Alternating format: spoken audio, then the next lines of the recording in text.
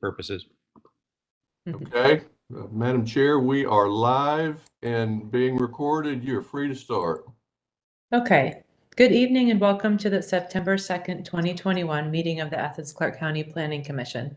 In response to the coronavirus epidemic, this meeting is being held via WebEx online meeting platform, which is being broadcast on YouTube. Members of the public were provided the opportunity to email comments to the Planning Department prior to 12 noon yesterday. Members of the public may also address the Planning Commission in real time via electronic communication provided in the auditorium at 120 West Doherty Street, subject to safe distancing measures. For those of you viewing remotely, you'll find the meeting agenda with the YouTube meeting address on the Planning Department website at www.accgov.com/planning. For those of you viewing the meeting from the auditorium, on the table by the auditorium door, you will find copies of tonight's agenda and political campaign contribution disclosure forms for those wishing to speak in opposition to an agenda item before the Mayor and Commission. After staff presentation of an agenda item, we will receive public comment first from the applicant and then from those in the auditorium. 10 minutes are allowed to address the Commission for the applicant or the representative, and also for any specified interest group representative who has requested additional time prior to the meeting. 3 minutes are allowed for anyone else who wishes to address the Commission. After public comment, the applicant or their representative may request a 2-minute response. Once the public hearing is closed, the Planning Commission will proceed to discuss and act on the item. We will receive no additional public comments unless requested by the Commission. When addressing the Commission from the auditorium, please speak from the designated place as directed by staff. For all speakers, please provide your name, address, and occupation for the record. For those in the auditorium, a timer device will display an amber light 30 seconds before the expiration of the allotted time and a red light upon expiration of the allotted time. So please pay attention to the light so that we won't have to interrupt you. For those addressing the Commission remotely, you will also be expected to adhere to the specified time limits. Exhibits may be displayed by the applicants remotely or in the auditorium. Written correspondence received by noon yesterday has been forwarded to the Commission and is part of the public record. Any additional written materials to be placed into the record must be read during public comment within the time limits previously stated. Please direct your comments to the Planning Commission and not to the applicants. And for those of you in the auditorium, please refrain from applauding or jeering any of the speakers. For everyone participating in this evening's meeting, please turn off or silence your cell phones. For Commission members, please mute your microphone if you're not speaking. Use the chat box if you have any technical issues. Raise your hand to the camera if you'd like to speak, and please wait to be recognized. And remember that this meeting is being recorded. Okay, that's a mouthful. Okay, let's start with introduction of staff reports and all other documents submitted to the planning this meeting into the official record. Do we have a motion? So moved. Lucy? Yeah. Anyone second? Alice? Okay, all in favor, please say aye. Aye. And opposed? Okay, great. Secondly, approval of the August 5th, 2021 Planning Commission meeting minutes. Lucy? I move approval. Thank you. And Jim? Okay, all in favor? Second. Great, all in favor? Thank you. Okay, third item, May Court's review and public comment. Brad, do we have any sort of report on May Courts right now? I do not have a report, no ma'am. Okay, moving right into old business. So our first item is 558 West Broad Street. Do we have the applicant here? Yes, ma'am. This is Chris Johnson with Lincoln Ventures, 1801 South Michigan Avenue, Chicago, Illinois. Great. Go ahead, Mr. Johnson. We need to do staff presentation first, Madam Chair. Sorry. Sorry, Chris. I hadn't started your timer yet. Bad start. No worries. Okay. Thank you, Mr. Johnson. Staff report. Thank you, Madam Chair. Can you all see my screen here all right? Yes. Excellent. The first item on the agenda is Master Plan Development, case number PD 2021-051667. The applicant is Christopher Johnson and Lincoln Ventures. The owners of the property are Hit Portfolio, Georgia Phi Kappa Tau, and Carrington Real Estate LLC. The zoning request is from CDWE, Commercial Downtown West End Downtown Design Area to CDWEPD, Commercial Downtown West End Downtown Design Area Planned Development. The location of this site is on the far west end of the West End Downtown Design Area, bounded to the east by uses consistent with an intensity of a downtown area, including a large church and utility provider. The intensities of land use steps down considerably on the west side of the subject property, which consists of small residences, undeveloped land, and a small retail store. The subject block is bound to the north by another mixed-use development under construction, and to the south across West Broad Street by a hotel. The future development of this property is the downtown area. And the current zoning, as I said, is the CDWE, Commercial Downtown West End Downtown Design Area, and they will are requesting to add planned development to that zoning request. The project in question is a mixed-use development containing 423,795 gross square feet, 276 multifamily dwelling units, or 776 beds, 25,000 square feet of retail, commercial, and office space, and then residential amenities and streetscape improvements. Here's a footprint of the building on the subject site. You see it'll take up the majority of that block. Again, Reese Street to the north, Newton Street to the east, Finley to the west, and then fronting Broad Street. I wanted to go into a little bit of the ground floor retail component. This is something that's a little different from the last time you saw this case. Previously, the entirety of the commercial component was located on West Broad Street, as you can see on plan level 1.1 and 1.2. And after receiving comment from this commission, the applicant has provided an additional retail component along Newton Street. Here are a few elevations. The building will sit at just under 80 feet from ground to roof, made predominantly of brick, some metal siding, fiber and cement paneling, and some glazed window glass on the ground floor. Here's a view from Reese Street and Newton. These are slightly altered from the last time you've seen these. The applicant has also provided a few renderings as well from various perspectives along the building. The requests are as follows: is to rezone with 7 waivers, which are outlined in detail in your staff reports, but it includes waivers from section 9.10.2, 9.10.6, 9.10.3, 9.25.8, and 8.7.19. Staff's current recommendation is to table this request. However, in the condition of an approval motion, staff recommends that you would include the following conditions, including a condition regarding the provision of transparency on the lower floors of this, of the ground floor of this development, a condition allowing further discussions with the ACC forester and arborist. The applicant has provided several scenarios in which they would provide for an affordable housing component.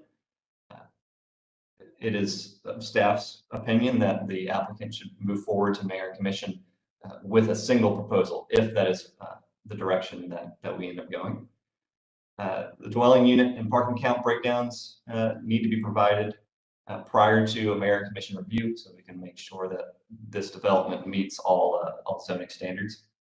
And then finally, that the existing stormwater easement and associated maintenance responsibility shall be abandoned by Athens-Clarke County or ACC and assumed by the property owner.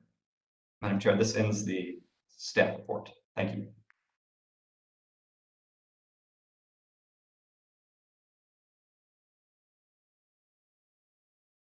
Thank you, Forrest.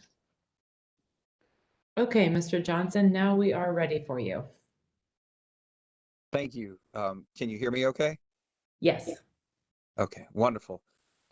Ladies and gentlemen of the Plan Commission and staff, thank you very much for this opportunity to speak with you again.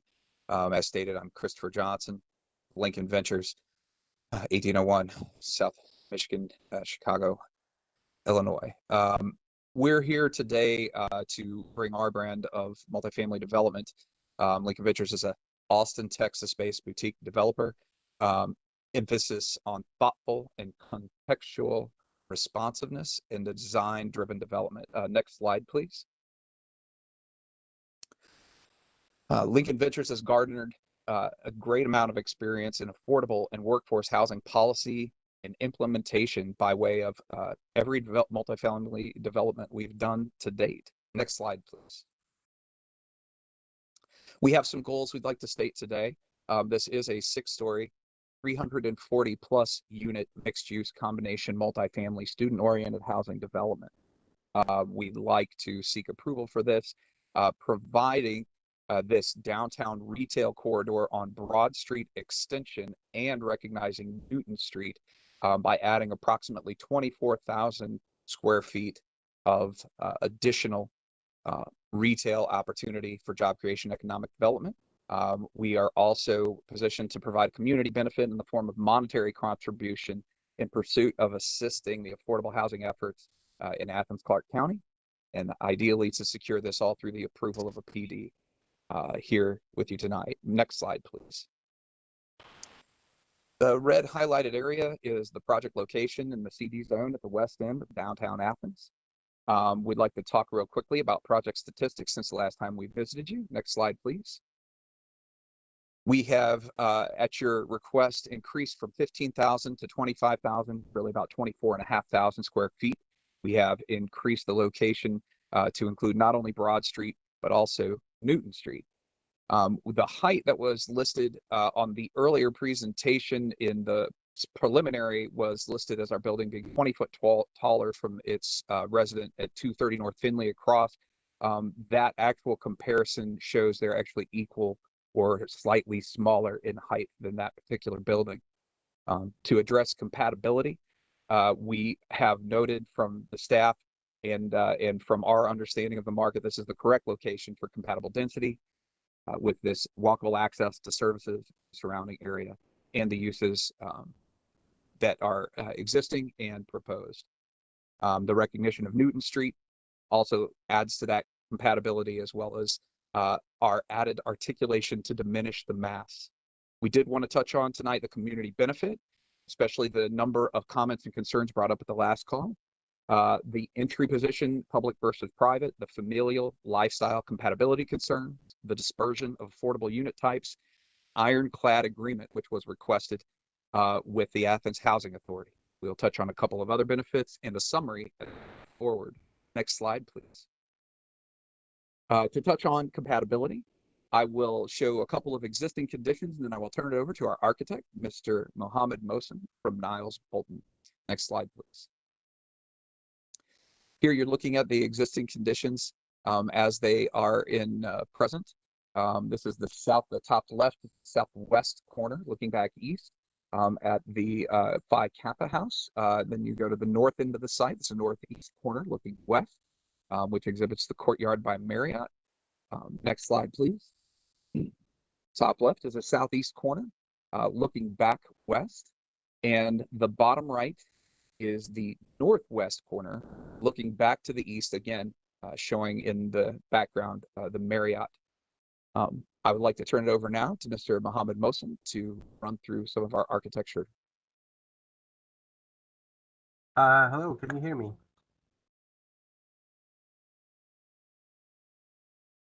We can. Okay, great, thank you.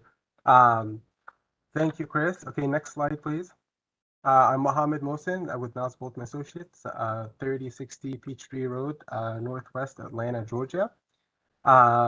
Starting with the building section at the bottom of the page, we have a 25 feet of vertical grade change starting from the low point in Broad Street and going all the way up to Reese on the left side. The building steps up to follow the natural grade, allowing us to interact with the sidewalks on multiple floors and provide several connection points into the building. 100% of the ground level frontage along Broad is commercial, with the exception being a small residential lobby and a leasing office. Everything you see on that plan here at the bottom is commercial facing broad. Next slide, please. On the top right level here, you see the lowest residential level. It sits above the retail at the bottom half of the site, and then the upper half of the site is residential and commercial and ground. The staff mentioned the retail that we've added in Newton. We heard in the previous meeting that commercial is encouraged along that Newton street between Broad and Prince Avenue. So we've added that here, which helped improve our commercial level percentage on the ground level. And so you can see it featured here. And then the bottom right there is a section cutting across from Finley to Newton, showing the parking deck and the residential wrapping it. Next slide, please. This here is a typical residential floor plan. You see the units wrapping on all four sides around the precast parking deck. And then we have a double donut configuration kind of on the upper half of the site. The Broad Street exterior elevation at the bottom there shows the proposed massing and use of materials. Predominantly brick veneer along Broad Street here with a mix of red and gray brick. The midsection of that facade steps back above the commercial and features fiber cement paneling in that darker contrasting color. We're also taking advantage of that building step back and creating kind of an elevated residential terrace that sits right above that commercial space and overlooks the commercial plaza on the ground level. Next slide, please. These two views here taken from the corners of Broad Street on either end helps kind of shows that deep recess that we've introduced in the middle section of the building. And kind of highlights the prominent corners with the brick and the accent fiber cement paneling, and how we kind of layered the materials there to kind of emphasize those kind of prominent corners on Broad. Next slide, please. Bottom right there, that's a perspective view taken from the opposite corner, so Reese and Finley, and we've got a residential entry at that corner that you can see there right at the corner edge. And then we've got a couple other plans to reference as needed. Next slide. This slide here shows the design evolution. The top one is kind of what we proposed previously. We've got some comments on scale and how the building is broken, and so the bottom elevation there is kind of what we've come back with. It's a new proposal with architectural language to visually scale the building down. We're changing the materials and articulation along the length of the facades. So you see kind of the darker portion on the right side, and then it kind of gets contrasted and balanced with the lighter gray and the brick base. And we also taken these darker recesses at the midsection of the facade all the way up, which again further break down the scale and kind of help visually provide interruptions, so it doesn't feel like a long wall that is monolithic and out of scale. Bottom right here, a couple other perspectives. The one at the bottom right is the stoops along Reese. Next slide, please. This section here shows the step backs along Finley, and we can see it with the canopies at the bottom, and then again at the very top of the building. Bottom right is the commercial that we've added on Newton, and left is that canopy on Finley to help break up the scale. Next slide, please. Finally, this is the Newton and Finley Street facades, employing some of the same design strategies and detailing. I know I ran through the presentation quickly, but I'd be happy to refer back to it and answer any questions and get into more detail. Back to you, Chris. Thank you, Mohammed. Next slide, please. We would like to touch on the fact that the downtown supply is largely weighted to the 3, 4, and 5 bedrooms. Our proposal has 64% of proposed studio 1s and 2 bedrooms, and we are observing the 25% zoning cap for 4 bedrooms. Next slide, please. We'd like to speak real quickly to the community benefit, as I know this has garnered much conversation. Next slide, please. 1 minute. We want to identify the partnership opportunities and the process we've taken to get there. We've had multiple stakeholder interviews. We've had serious research and testing of our model, the research to find legal stability of all approaches, including a very percentage of AMI. Next slide, please. These were the proposed approaches that we had from the Housing Authority. We came in with 3 particular scenarios, an 80%, a 70%, and a fee in lieu. After further examination, they have asked us to join in partnership, or we have requested that of them. Next slide, please. On August 13th, we provided them a proposal that had these 3 scenarios in it, On August 26th, the AHA board meeting had approved the resolution 2022-28, creating this executed letter for pursuing a fee in lieu with us. And we anticipate on September 30th, the AHA board meeting would complete an MOU providing the ironclad agreement with Lincoln Ventures and the Athens Housing Authority. Next slide, please. This is the brief compilation of how we had established the fee in lieu of $756,000. Next slide, please. We would also like to point out that there's an approximate 10x multiplier to the current use to what we see as projected tax revenue, including job creation. For 10 minutes. Thank you. Thank you very much. We do have a summary on the last slide, if you don't mind showing it, but it does touch on every response that you had provided in the last meeting. We feel like we have covered the additional retail, the ironclad agreement, the schedule to make it in advance of the city commission meeting, provided architectural treatment and increase the tax revenue, and we do have designs to repair the storm sewer. With that, there is at the very end of the meeting the attached letter from the AHA. Thank you very much, Brad, and thank you all in the Planning Commission for your attention. Happy to answer any questions for you. Thank you, Mr. Johnson. Okay, so now we'll shift into public comment. Is there anyone in the auditorium who wishes to speak in favor of this proposal?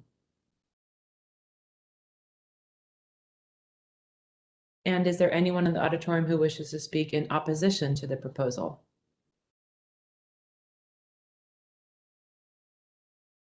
Okay, looks like so Brad, at this point, if there are no comments, does the applicant have the opportunity to speak, or is that it? That is generally, if we have people that speak, we give them a rebuttal, but since there were none, I'd say no. Okay, so we will move behind the rail for Planning Commission discussion.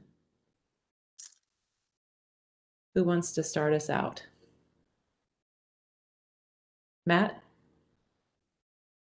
Yeah, I'd like to hear the applicant say a little bit more about what the status of what y'all are working on with the housing authority. You were running out of time there, and you had a slide that was on screen for about 3 seconds that I would have liked to see more. So perhaps staff could put that slide back up, and the applicant could speak a bit more about things like, have you and the AHA zeroed in on payment in lieu only, and is that what y'all are negotiating, or are these other scenarios with provision of units, varying sizes, also still on the table, and y'all are discussing that, etc.? Yes, sir. I would say the best place to begin to address that is at slide 20, 21, and that would give you sort of that quick path. And I'm happy to take as little or as much time as you'd like. The slide that you have in front of you right now shows basically every scenario that we had studied financial modeling. As many know, in private development, you are limited to being able to provide investors and leverage on returns. And so we do have our hands tied a bit. It's not as if the majority of the affordable housing community who rely on land grants, block grants, other types of subsidies to help them achieve these. So these are strictly by the boosting of different amounts of units and beds. So you can see in the top line, the third line called total units, those units begin to vary a little bit to try to help us balance and still achieve the returns we're looking for. Those total beds do the same type of balance here. However, we have reduced from our final scenario, I believe it's 784 beds down to about 5 beds and 340 units. So there has been a slight reduction in revenue, but maintaining the fee in lieu. We did have multiple stakeholder conversations that allowed us to understand sort of what types of AMI that you were looking for. And we also explored the inclusion of 3 bedrooms at what we felt was an outcry to understand how to assist more families in the.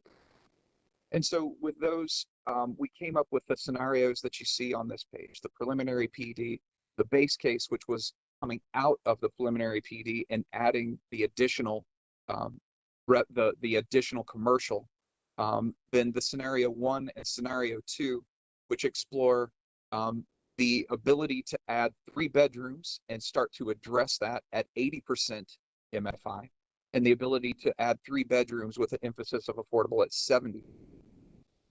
With these were all presented to the Athens Housing Authority. And in going through these, the comment was somewhat limited, but they felt I will have to make an extrapolation of what they felt to some degree. We had several questions, but they liked the variety and they wanted to understand more, but perhaps narrow down the options. So if you could go to the next page, unless there were any questions on that in particular, the next page shows more appropriately what we included in our proposal. We examined what we had with the 70% and with the 10% at 80, and we felt that the 3-bedroom affordable housing at 80% MFI tried to capture most of the commentary we heard based on the fact we were able to get more units that appealed to a familial lifestyle and would have the private entry condition. We also looked at the total number of beds that we would be able to provide from this particular approach.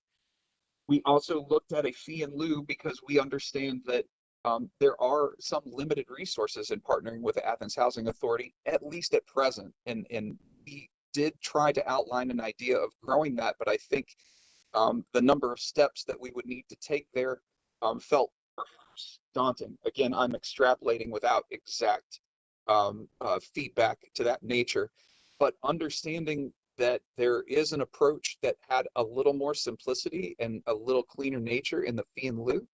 We received feedback that the Athens Housing Authority would entertain this as a partnership and help us with being able to bring this to the community through a way that was not a direct payment to the city. And so if you would go to the next page, this talks a little more about our schedule, how we feel we would be meeting our current development schedule, which is, of course, one of our main concerns. The idea of the approval of the partnership through an MOU in advance of the potential upcoming meeting with the City Council is ultimately what we were trying to strive to do. And we feel like this is a plan that puts us in a very good position for that.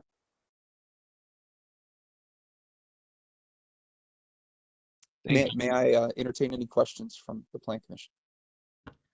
Well, what I would say is before we move on, or Matt, did you have something you wanted to say in response to that? No, I appreciate the clarity and yeah, thank you for that explanation. I do have some other questions, but I'll wait. And what I would say, well, not at this, I was going to say, while we have the presentation up, did anyone need other clarification on those slides? But we can always go back to that if we need to. So anybody else? And if not, Matt, if you want to continue with your other questions. That's sure. So apart from the affordable dwelling units, which to me, the uncertainty about that, I appreciate the applicant's work on it. I feel like I don't have enough information without clarity about what that agreement would ultimately look like to make a recommendation to the mayor and commission. I don't want to send them something that is half-baked and then, that will include an MOU that may or may not be reached after the housing authorities meeting that the applicant referred to. So I'm uneasy about that. The other, apart from that topic, the other thing that I wondered about is the staff's first condition in the staff report about where the ground floor residential is allowed, requiring the applicant to mimic the same transparency percentage for the upper floors of residential above the ground floor residential. And I wondered if maybe this is Mr. MOHSEN, if you could talk to us about how you feel about that condition. Does that trouble you? I was looking at in your the big sheets of paper, pages PD9 and PD10, where you specify the required ground floor transparency and the actual ground floor transparency for the retail and residential frontage on the 4 different frontages of the building. And it seemed to me that this, you might have good reasons for not complying with this staff condition, or maybe you're indifferent to it. I just wondered if you could comment on that. Yeah, absolutely. And I think the request to go from a 30% transparency to 20% transparency was actually something that we have asked for in the submittal, in the application.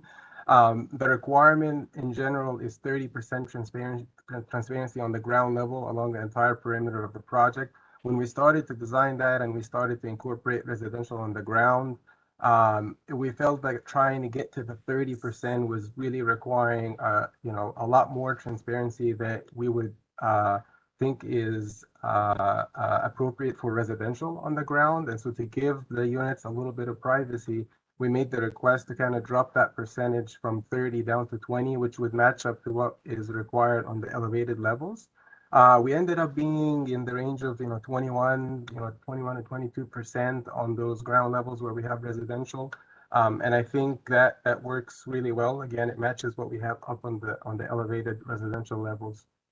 We are maintaining obviously the 30% transparency anywhere we have use or program that's different than residential. So where we have amenities, where we have commercial, the 30% will still be applicable, and we would be complying with that.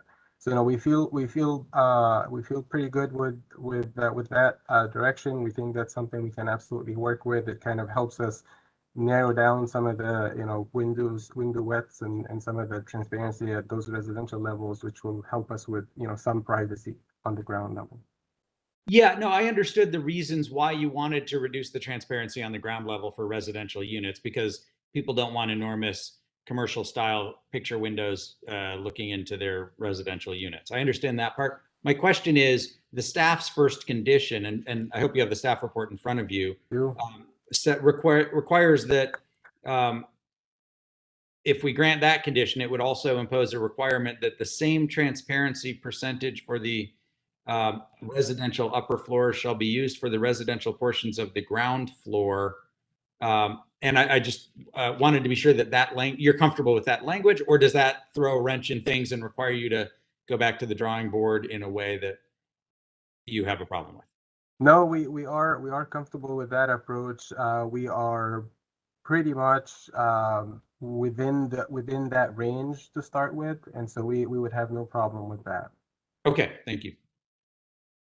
If I may, I don't wish to speak out of turn, but in response to understanding the conditions around, I wondered if it would be appropriate to show the executed letter of intent between ourselves and the Athens Housing Authority at the end of the presentation.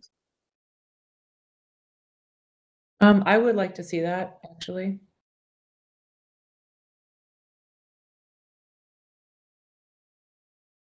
It is the 4 pages following the thank you page.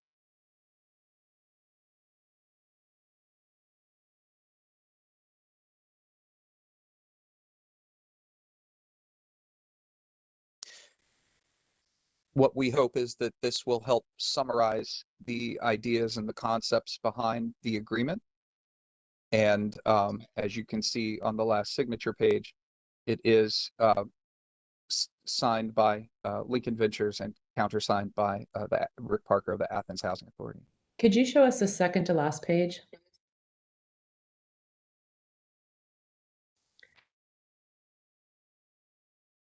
So this is not only, this is actually the Athens Housing Authority agreeing to the payment in lieu of at a specific amount. Is that correct? This is them agreeing to work with us on it.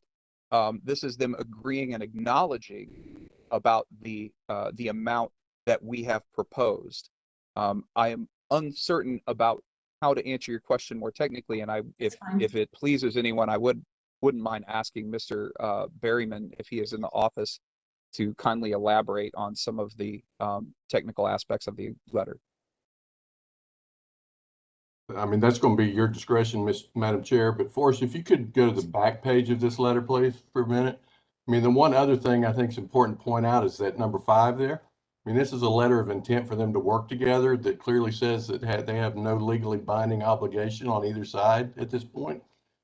The other concern we've got, and I don't mean to talk out of turn, but you've been shown as part of this presentation 5 different development scenarios. We only had 2 submitted to us. So, and all 5 of them have different bedroom mixes and different numbers. And so, the payment in lieu actually appears to increase the number of bedrooms on the project, all now at market rate, with the payment going to the housing authority, which is more than we had in either one of our 2. But I'm not saying it's a bad approach, but just for this amount of information to be presented to us the day before the meeting puts us at a little bit of a disadvantage to provide you with a staff recommendation at this point.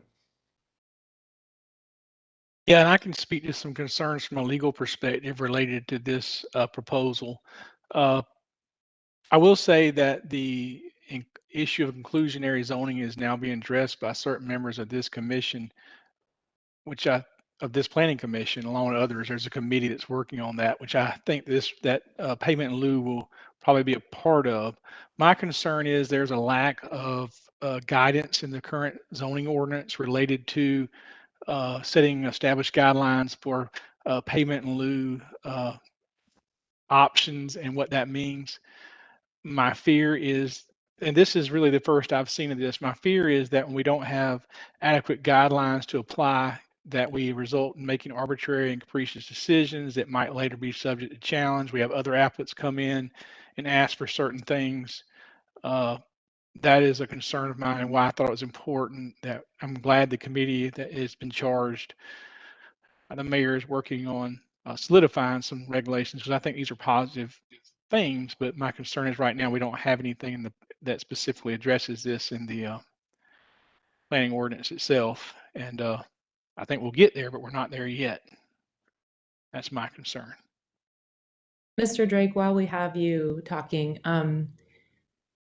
is it your understanding that the Athens Housing Authority has the legal authority to act in this way? Well, ultimately, they may have the right, but that doesn't mean that we have to agree to give zoning conditions. I mean, this is going, I guess, part of a conditional plan development, and they could do this. I mean, I don't think it'll ultimately be up to the planning commission can make a recommendation up to the mayor and commission where they accept this. I mean, there's nothing that obligates this to be accepted, if that makes sense. Yes, I can't speak to the legal authority of the Athens Housing Authority. I assume they wouldn't enter an agreement and have the authority to enter into. And I haven't read this whole letter either. It's first I've seen it. But Rick Okay. is right. Right now, it's nothing more than a letter of intent. And I understand what they're trying to achieve, and I think that's positive. But we just don't have any other. I think we will eventually be a community, that a local government that has provisions that specifically outline guidelines related to payment in lieu and how that program will work. I haven't been Sherry Hines in my office has been working with the committee on those matters, but my understanding that is something that the committee is supposed to be charged with taking up. We're not there yet, is what I understand. Okay, thank And the you. lack of concrete guidelines would bothersome. So, could I have the planning staff member who is driving the computer take the presentation down, please? Is there anyone else? Alice? Thank you. Yeah, now you can see all of us, so you can see me waving my hand over here. So first of all, I just do want to say that this is a lot of last minute information that I can't even read, because I guess I need better glasses. I mean, it was really impossible for me to take in any of that memorandum of understanding information. So I just that for me as a planning commissioner was not helpful. As the chair of the inclusionary housing committee, I completely can endorse what Judd just said, and Sherry Hines in his office has been staffing us from the legal side, and she's been doing a fabulous job. And yes, we are very close to making recommendations to the mayor and commission. which will of course come to the Planning Commission first. But I really think that everything about this agreement with Athens Housing Authority is something that I just can't really consider when I consider this request. Even though I agree with Judd, it's got, you know, it has the right intentions at heart, but we have no idea, you know, we have no idea if you know, when we do a PD, we get a community benefit back, and we really have no idea how much of a benefit that piece of it is. So I would like to just consider, you know, keep thinking about this request, but without considering the MOU with Athens Housing Authority. I know there's no legal way, I'm not taking that off the table, but just, I guess this is the way I'm going to think about it. Thank you. Does anybody else want to speak to this? Jim? Yes, I would echo what both Matt and Alice have said. This is like buying a pig in a poke, and the fact that there has been so much on-the-fly change in the presentation, we've seen none of the majority of the material just presented before. And I don't see how we can make a legitimate decision based on virtually no direct information. And I agree with Alice. I couldn't read what was on the screen, so it would be flying blind.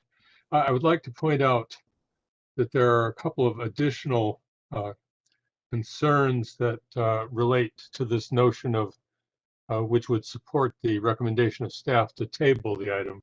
One was the note that the Transportation and Public Works Department is working with the Department of Transportation to see whether a turn lane can be implemented, which they wanted to see. We have no idea of the answer to that question.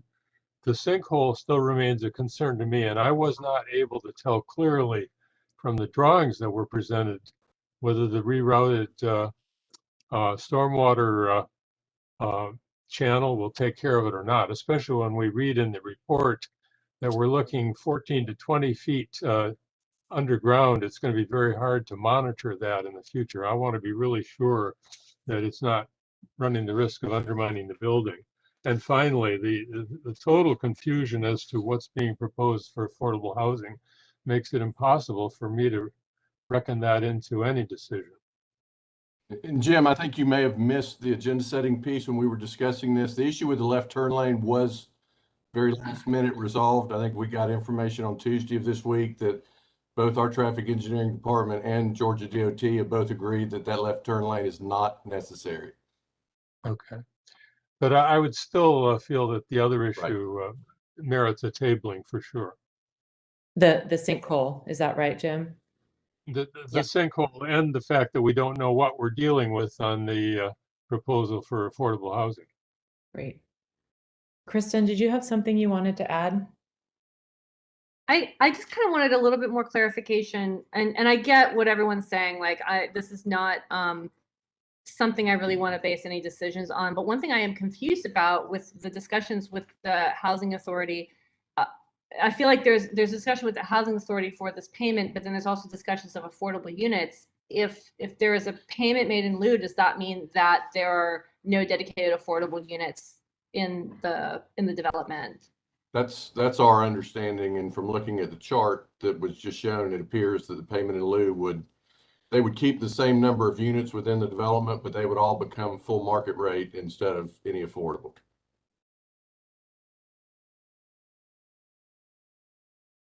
Okay, thank you. Alice? Go. I think you are muted. Mhm. I was going to say Lucy goes first because she's had her hand up for a while, but actually I'll just piggyback on that real quick because it's directly related to Kristen's question. So are we back to 200 bedrooms per?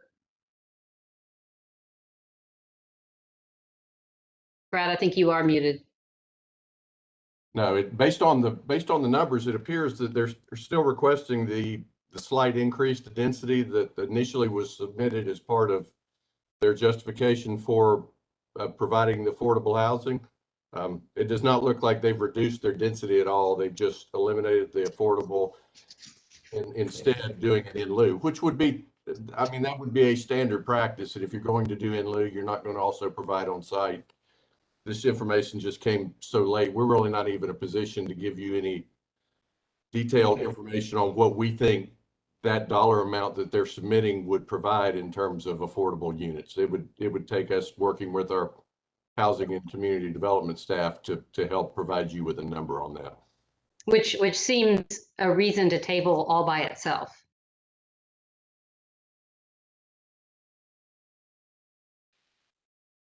Lucy? Yeah. All right. I'm here. I'm sorry about the sunset in my backyard. Everybody has talked about a lot of things that I think are very important to this particular project, and I'm going to hit on one that nobody else has talked about, and that's the architecture. I have talked and talked and talked about form-based codes for years, and Matt said maybe I didn't talk loud enough, which I think is hysterical. But anyhow, it seems to me that we have got beautiful architecture in downtown Athens on several streets. And instead of just making these block houses that look a lot to me like just a brick version of what Soviet 1960s concrete were, we should be doing beautiful architecture as we spread out. And to me, this is a perfect example of where we could be doing that. I've tried to get it onto the plane of people saying it, you know, this is something we just need to emulate, and it's been going on for years. Please, let's get it out there to the development community that wants to come in and build along Grayfield and even Greenfield areas that we really need to be emulating what is the best of Athens. And the best of Athens downtown is Clayton Street and parts of Broad Street. And this, by the way, this part of Broad Street is not great. So let's try and get that across to developers that they need to be looking at what is the best part of Athens and replicating it. But I agree with what everybody else has said. This has got to be tabled tonight. It really does. Would anyone else like to speak or make a motion? Katie?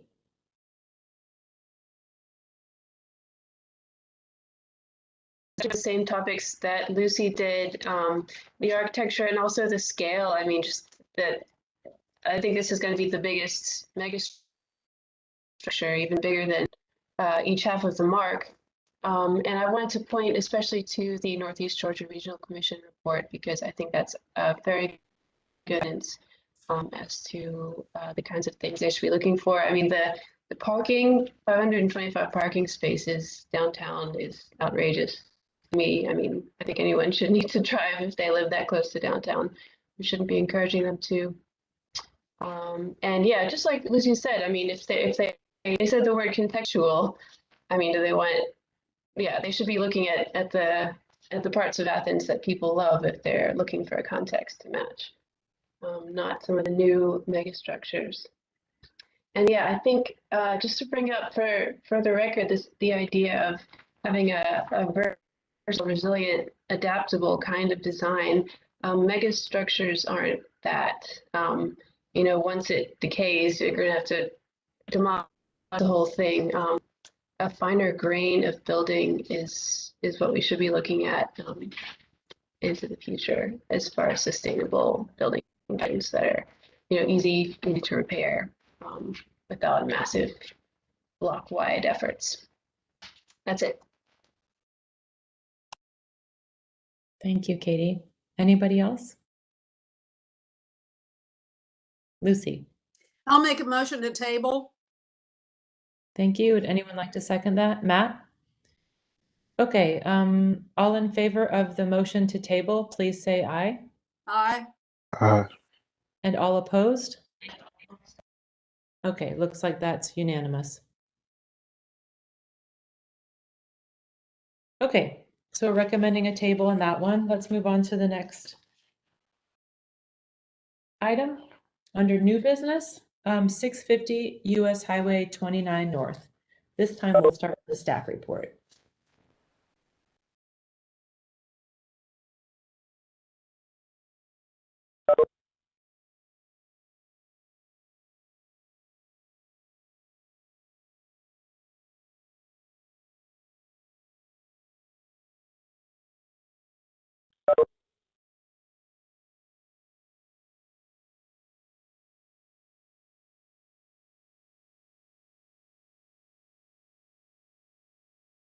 All right, Robert, if you're talking, we can't hear you.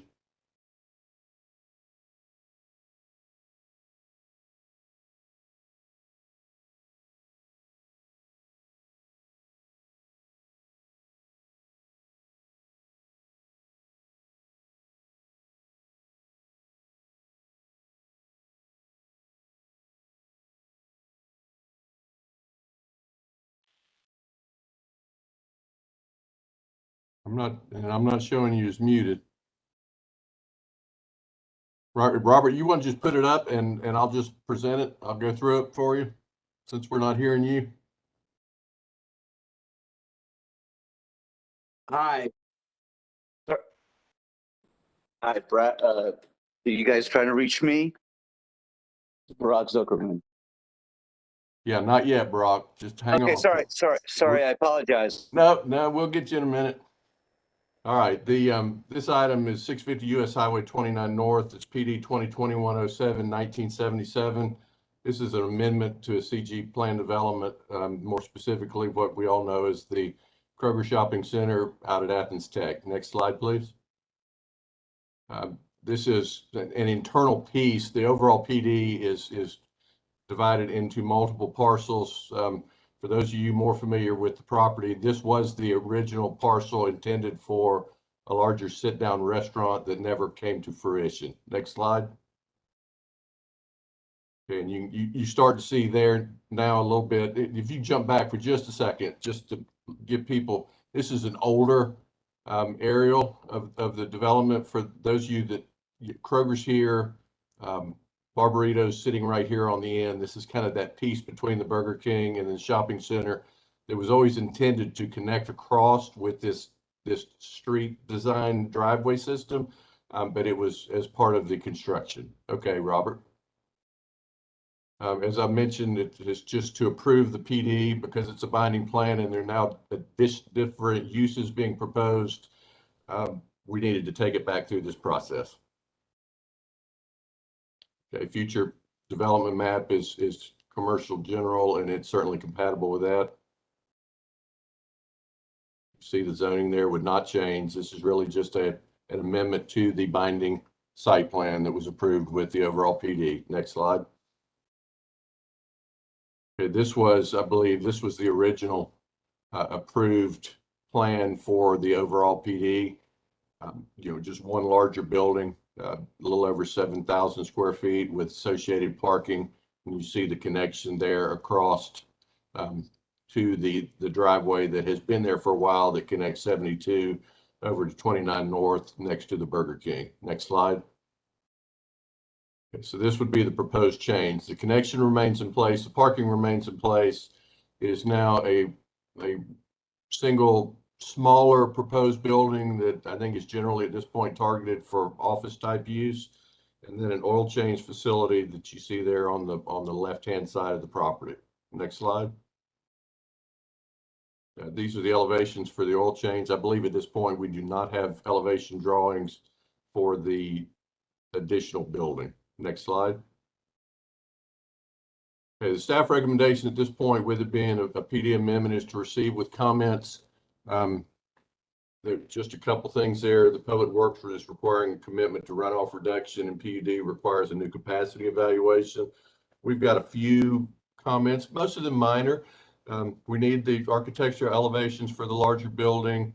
The elevations need to match the site plan. I think they were just reversed to what was shown on the site plan in terms of the building footprint. We need a tree management plan and landscaping plan. Better pedestrian connections for the parking area, bike rack, and some stacking distance issues. Robert, if it's possible, could you go back to the site plan, please, for just a second? Okay, a couple of those issues, the bike ped connection, our biggest concern here is that the bulk of the parking that will serve that proposed building is actually across what will become the connecting driveway, and there's just really no clear pedestrian path from that parking lot over to the building in terms of sidewalks. We pick up sidewalks once we get to the intersections, but really nothing at that point. So just want to see them address that a little bit. And then the stacking distance issue is dealing with the oil change facility. You see there that it is intended at this point you would enter from the bottom of the building as shown on the plan. Right now, with that being a primary connecting driveway through the development, it really is only providing stacking distance for 2 cars. With no ability to get out or around, which is what we're talking about when we discuss a potential slip lane. If somebody was to get in and need to get out, there's really no place for them to go. So we've asked them to address that as well. It's our understanding that they are already actively working. I believe they've already sent us some modifications to address our changes. They're anxious to hear from you all tonight with your comments, and then our assumption is that they will be back probably as soon as next month for final consideration. And that concludes the staff presentation.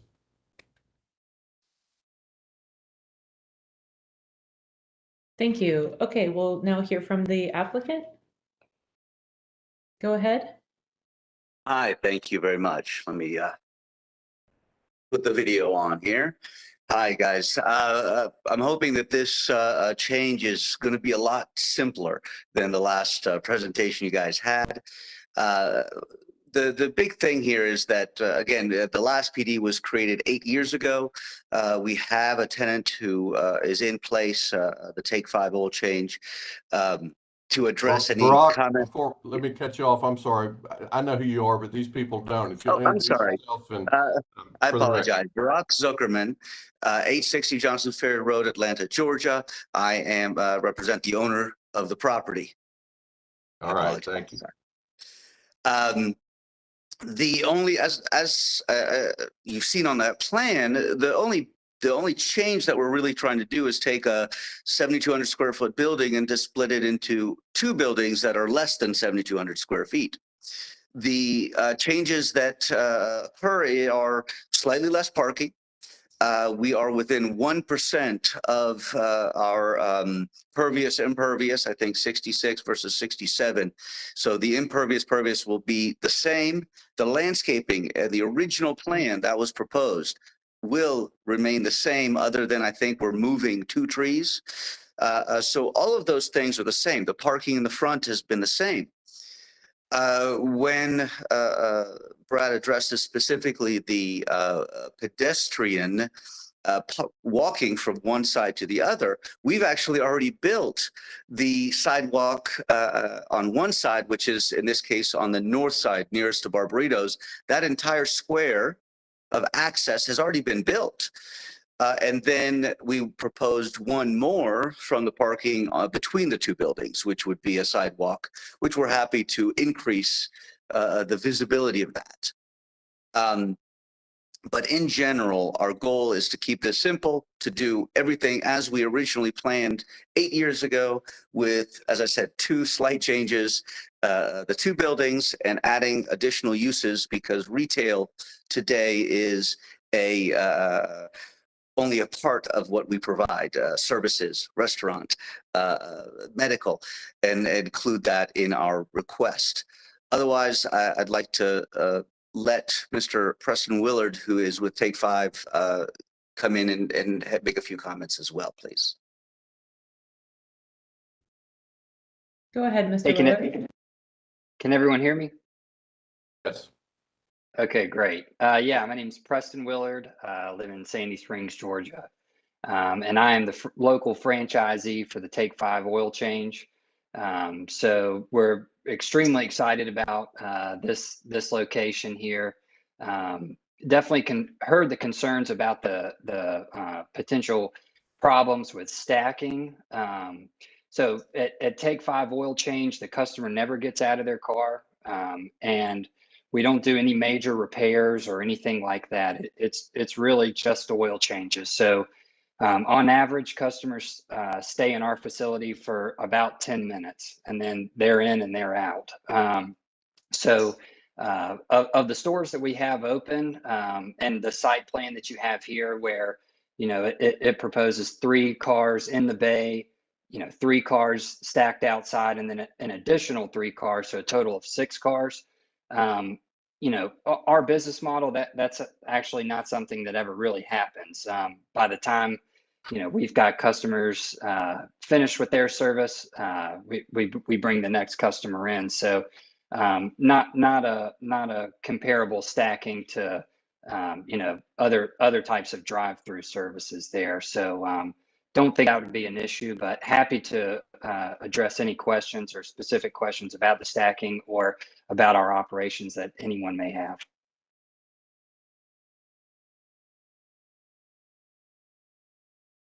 Thank you. Is there anything else coming from the applicant, or is that it? Looks like that's it.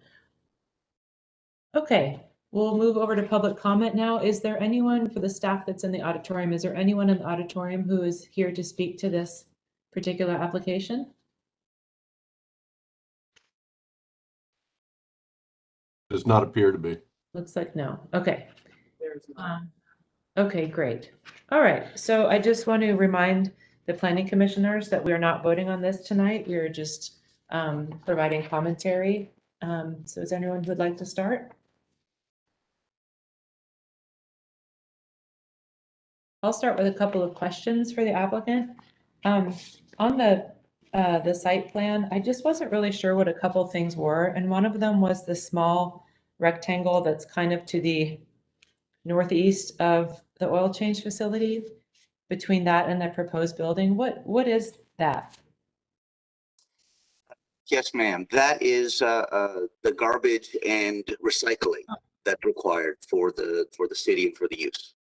Okay, great. And my other question was looking at the parking lot, sort of between the parking lot with the that's, I guess, the southernmost parking lot on this plan, and then the slanted parking right above it. What is that structure on the ground? Is that just a raised curb? And then are we looking at 2 light fixtures, or what is that we're looking at exactly?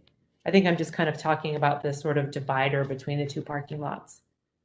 Well, the divider between the parking lots would be a landscaped island with those little squares with circles are lighting Okay. fixtures that would be that are all part of the original plan. Okay, great. Thank you.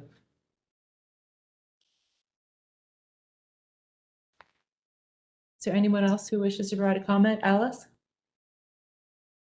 Go ahead. I have no knowledge or expertise about 5-minute or 10-minute oil changes. However, it does seem that I am a little concerned if this business is really successful, and we do have a lot of rooftops in this area, or else they wouldn't be proposing to move in. But I'm just not sure. I'm looking at 6 cars waiting, I guess, to get into where 3 cars are being serviced, and then there are 3. So I do have concerns, and I appreciate the applicant's willingness to address this. I mean, I know you understand your own business model, but I'd hate for you to be a victim of your own success and have more than 2 cars waiting to be serviced. Sure. Matt? Yeah.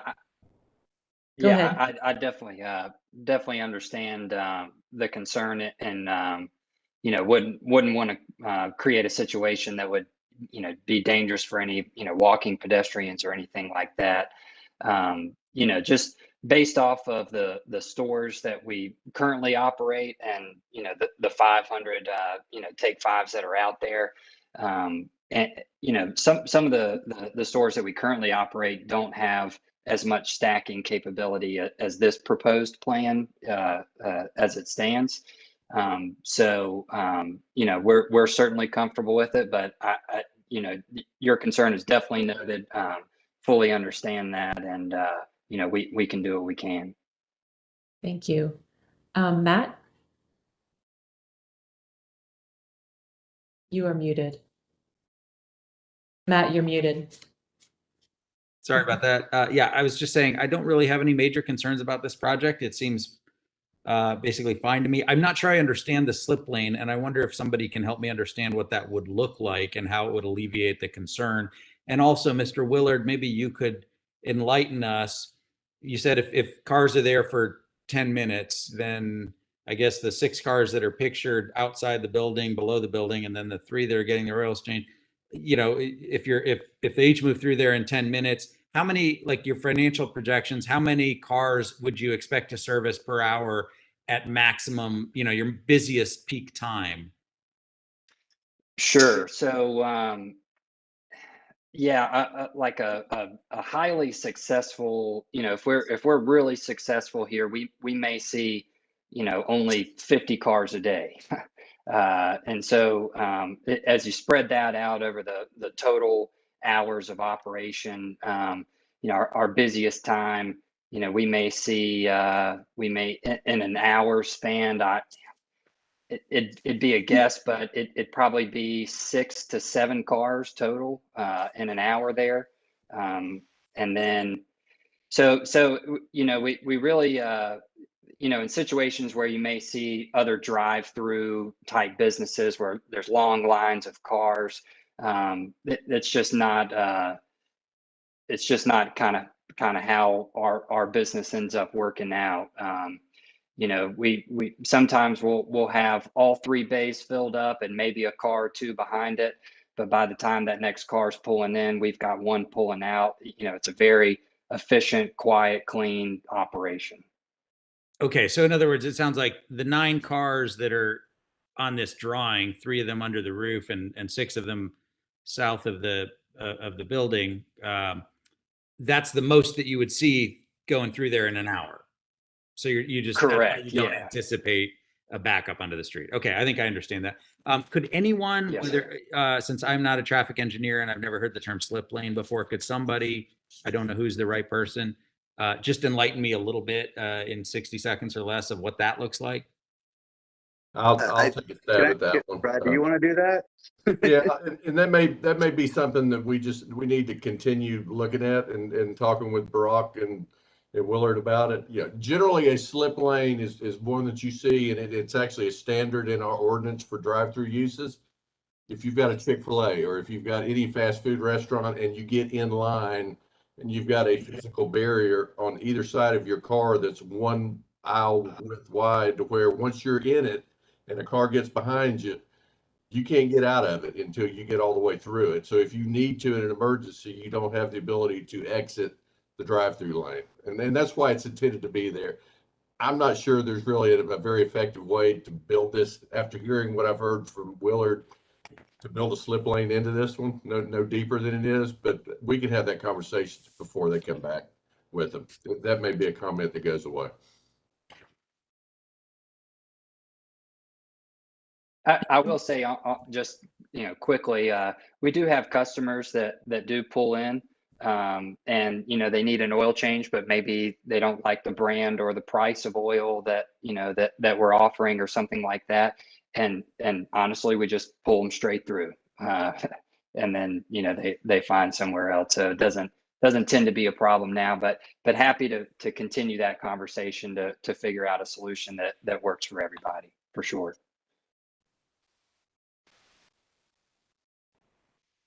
I have a question. This might be more for staff with a kind of a bigger sense of this project, but is the way that this development is structured, would there be any temptation for a person entering, you know, in the entrance is just south more or less of the oil change facility? Is there anything that would motivate a driver to take a right there and kind of zip through there? Or is not really something that would need to be considered? I'm not sure I'm following you as to exactly where we are on that.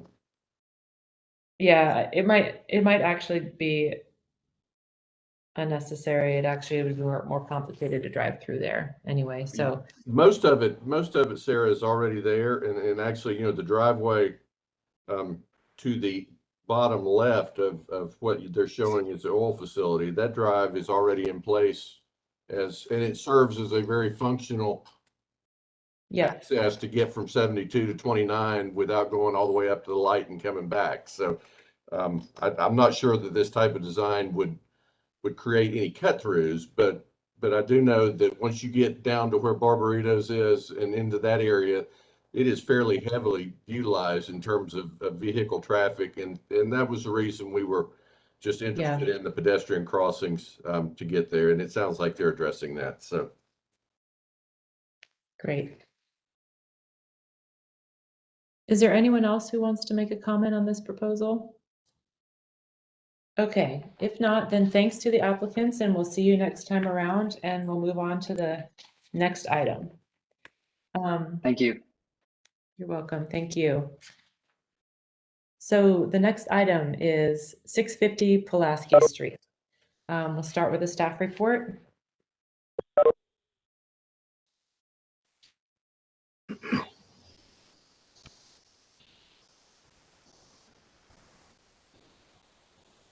Can you hear me okay? Yes. Okay. Okay, this is 650 Pulaski Street. The proposal is to go from CN commercial neighborhood to RS5 single family residential. And this is a very basically small piece of property. This is the outline here is showing the property to be basically subdivided from the subject property, and then create its own parcel for a single family house. The current conditions there, you see an existing house on the site, as well as what is an artist studio. And then the artist wishes to have his residence there on his own property as a second house. A little close up of the current improvements on the property in that general area. So we're going from CN to RS5. Mixed density residential is compatible, so that future land use designation would remain. So we have a 1 1/4 acre property with existing dwelling art studio, and to have another dwelling, they'll need to rezone to a single family, creating an 8,000 square foot lot. Even though it's an RS5 proposed lot or proposed zoning, the lot will actually be 8,000, which is more compatible with the surrounding area of RS8 zoning. The future land use again would remain mixed density residential, and you can see the single family zone there. Again, to the west across Pulaski Street, you have RS8. And so they propose to keep the similar type of lot size and of RS8 type zoning, even though it would be an RS5. But basically, it would just be for one house. That's all they could do with the property. Staff is recommending approval with a couple of conditions. As Brad mentioned earlier, it's not so necessary to have these as conditions. They would be requirements, but we like to sometimes emphasize conditions. So we would have a new parcel created, and then also to record it to create that plat, and then also to extend the sewer. And that concludes the staff report. Thank you. And who is here to speak on behalf of the application? Is that you, Mr. Mullins? Mr. Matheny. Okay, great. I'm here, but David Matheny. Okay, thanks. Okay, go ahead. Well, I hope this will be the easiest thing you have to do tonight. We obviously don't want to belabor what the staff has recommended. We've had many meetings about this, and I think it's just an opportunity for Mr. Mullins, who is a very well-respected artist in our community and has been at this site for over 30 years. Gives him an opportunity to build a single-family house. There is a house on the property, but it's really the office associated with his studio. And so we just think, I mean, we're really basically downgrading some of the piece of the property to a downgrade zone. And it's certainly compatible with that entire street of Pulaski Street with multiple houses and office and retail mixed density. And so really, I would just like to turn it back to you and be available for questions. And as you have noted that the owner of the property, Stan Mullins, is here if you want to direct a question to him. So that's what all I have to say. Thanks. Great, thank you. Is there anyone in the auditorium who wishes to speak regarding this application? Doesn't look like it. I will just briefly. Laura Mathis, my house is at 299 Cleveland Avenue. I'm a neighbor, and I just want to encourage you to approve it. I think Stan's a great neighbor, and he deserves to have his house there. Thanks. Great, thanks, Laura. Anyone else? It does not appear so. Okay. We will be taking a vote on this item tonight. Would anyone like to start the discussion? Lucy?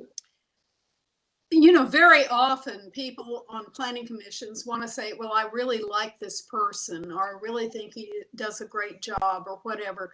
That is not a good reason to vote in favor of something. However, on a zoning application such as this, everything is, the ducks are in a row.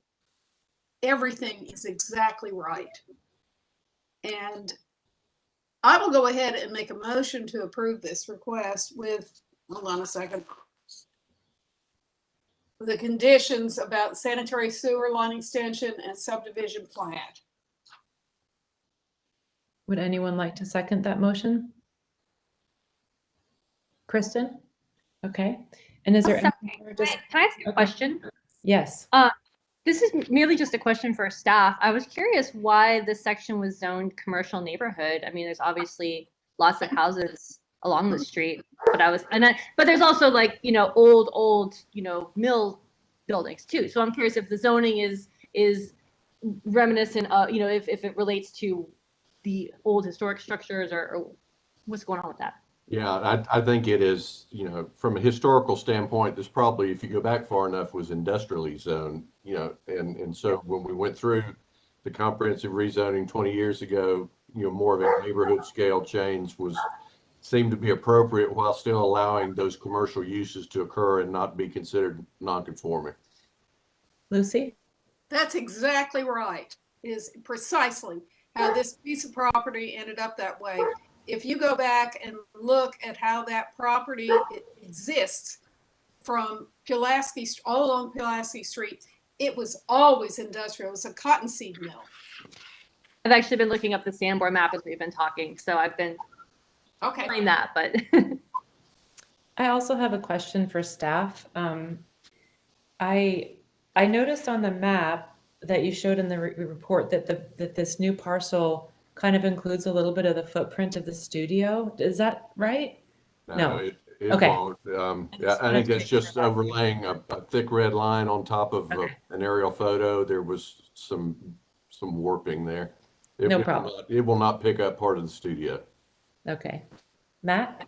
Yeah, I had the same question, but it wasn't based on the staff thing. It's this survey that was included with the applicant's report, and it looked that way to me too. But I take it, Mr. Mullins or Mr. Matheny, that I'm reading that survey wrong, and it does not include the existing studio building does not encroach on the new property line. Is that accurate? That's correct. It does not. Okay.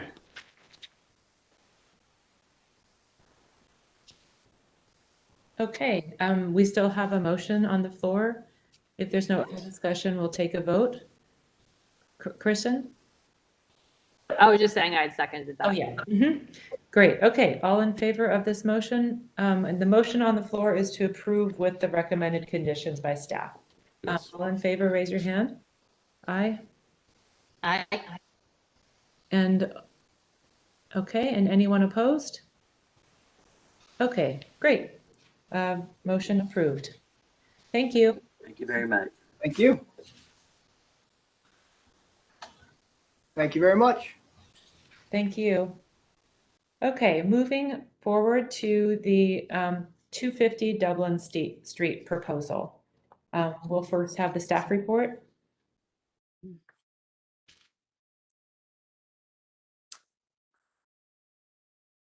Street. All right, are y'all able to see that? Yes.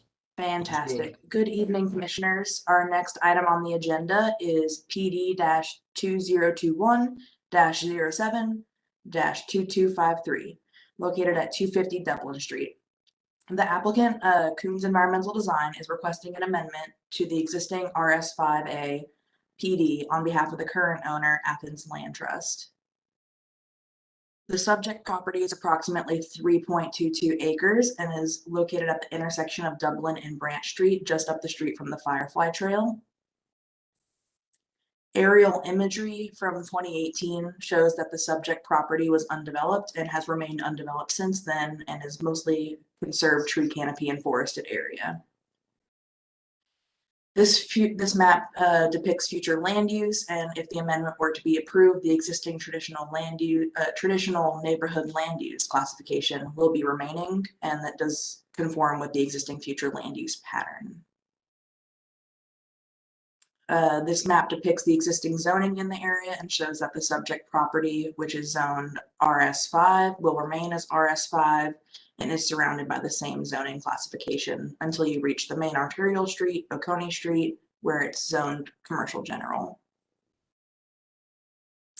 So the applicant, Athens Land Trust, is requesting an amendment to the existing PD and offers a binding site plan showing a decrease from the original 13 proposed lots down to now 9 lots. The zoning classification will not change, nor will the future land use, as I stated earlier. These 9 lots would include 8 residential lots, each one having their own frontage on Dublin Street, approximately 50 feet wide, which does meet the underlying zoning, and 1 open space conservation area in the rear of the proposed housing. Each residential lot will be approximately 5,000 square feet, and the remaining 2.1 acres left over will be maintained as open space. The applicant offers a 3-phase development plan. The first phase would create 4 total lots, 3 of those lots being buildable and the remaining lot being undeveloped. The second phase would take the remaining land from the first phase and create 3 additional buildable lots, and with that remainder being left as undeveloped. Finally, the last phase would create 2 more buildable lots, and what's left over is the 2.1 acres that will become the open space. In the application report, it states that there will be at least a year between the platting of each phase, which is required by code when choosing to opt out of the preliminary plat. Since this is an amendment to an existing PD, the existing waivers will carry over to the amendment if necessary. The original PD requested waivers to increase the number of lots served by a private drive, decrease private drive width, decrease the minimum lot size within the airport overlay, and increase percentage of lots exempted from street frontage requirements. The only waiver that would still be applicable to this new amendment is the minimum lot size waiver, which would be carried over. 2 additional waivers have been requested in this application. 1 to remove the on-street parking requirement of 4 spaces due to the limitation of imposed existing conditions or the existing site conditions. And the second asking for a decrease, in the amount of street trees due to the same limitations of existing utilities and also the required distance between large canopy trees. The on-street parking waiver is not necessary since it's not a major subdivision, just a series of minor subdivisions, and the requirement for on-street parking would not be triggered in this case. And as far as the tree canopy goes, they would be required to have 15 large canopy trees as street trees. That is one of the code requirements, and they have proposed to do 9 small canopy street trees in replacement. So this plan is the original plan development request with 14 total lots, 13 of them being residential and 1 open space lot. 6 of the proposed homes would have frontage on Dublin Street, while others would front the proposed private drive, just to refresh your memory.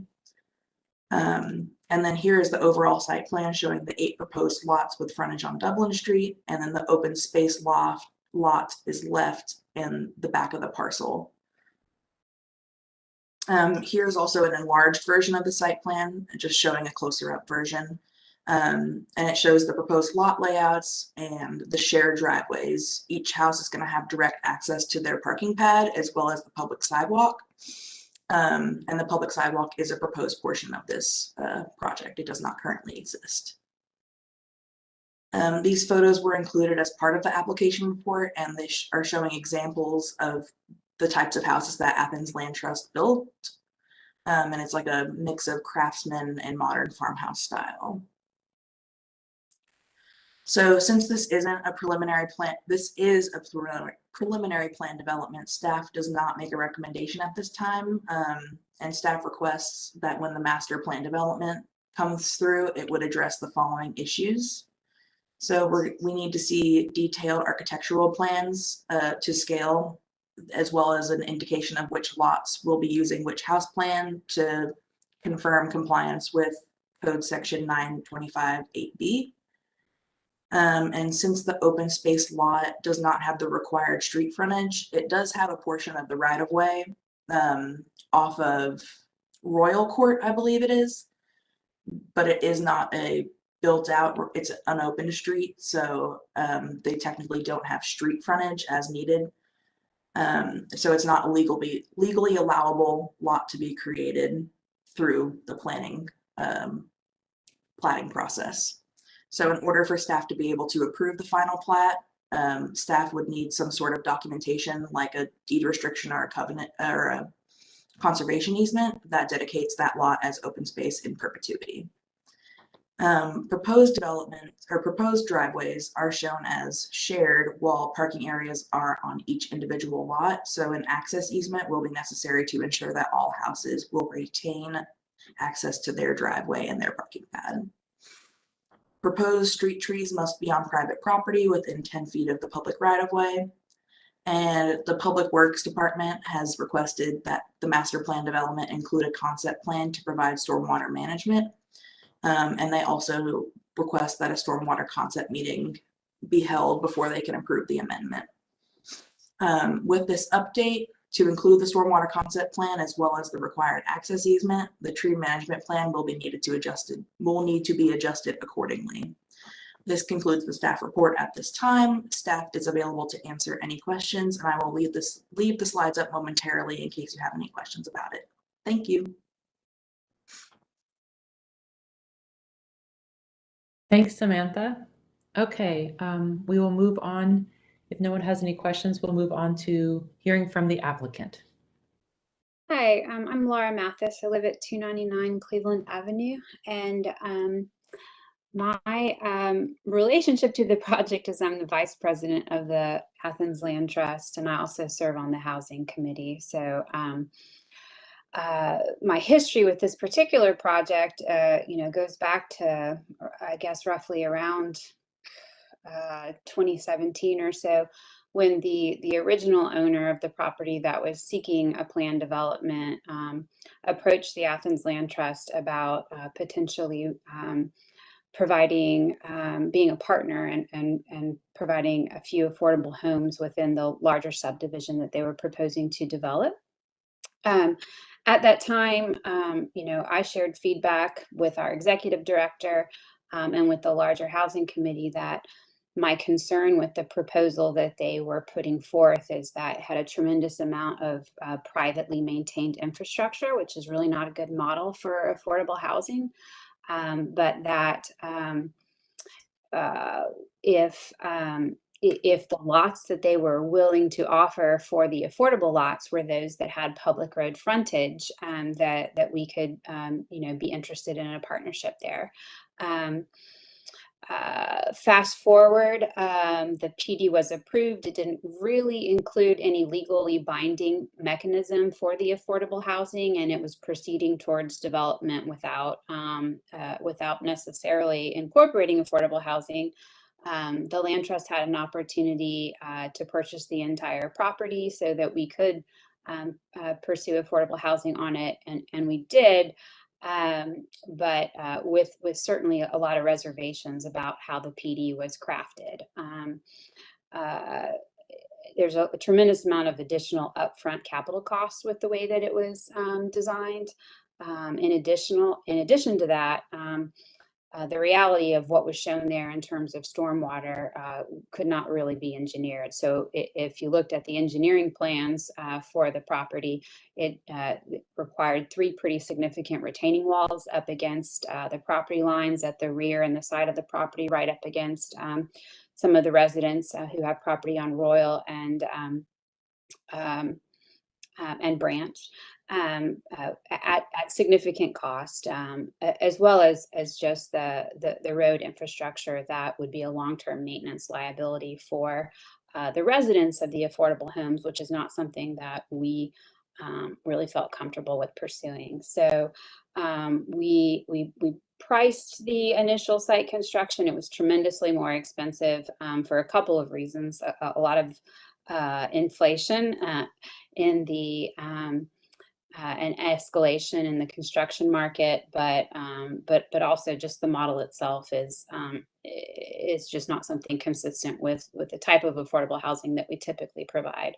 That is more in the wheelhouse of the land trust, which is generally more consistent with an infill single family home on an existing public street frontage. So for all those reasons, we went kind of round and round and decided really the best thing to do was to come back and ask for an amendment to the plan development to provide 8 lots with public street frontage and a bit of a more traditional model for the land trust of single family homes. So that's what's here before you. We understand all of staff's comments. We don't have an issue with any of them, and I will yield the rest of the time just to any questions that you might have.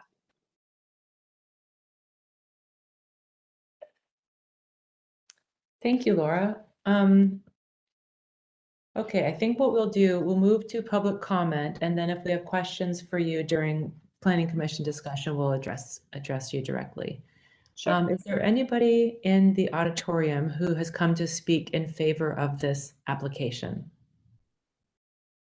Okay, is there anyone here who has come to speak in opposition to this application? Okay, looks like the answer is no, but stop me if I've got that wrong. Okay, so hold on. There is someone that would like to speak. Okay, great.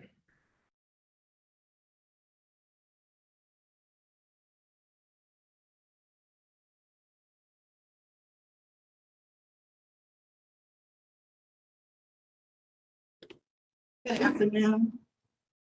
My name is Shirley Taylor. I live at 448 Little Oak Street, Athens, Georgia. And we've been around this section before. I had some questions to ask her. How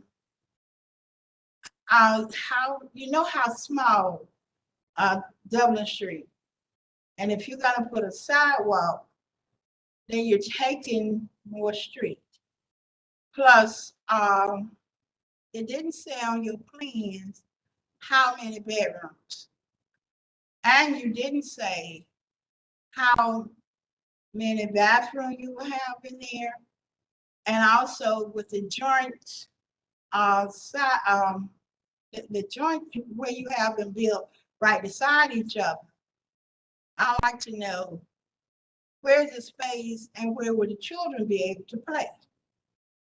So, you know, I don't know what they're too close. To me, the way I looked at it, they're too close to the street. And also, you haven't said a price. We're stuck now with some very heavy price on our street. And we're just kind of tired of people coming on our street And I know most of you all may not live on the east side, but I've been living on the east side majority of my life.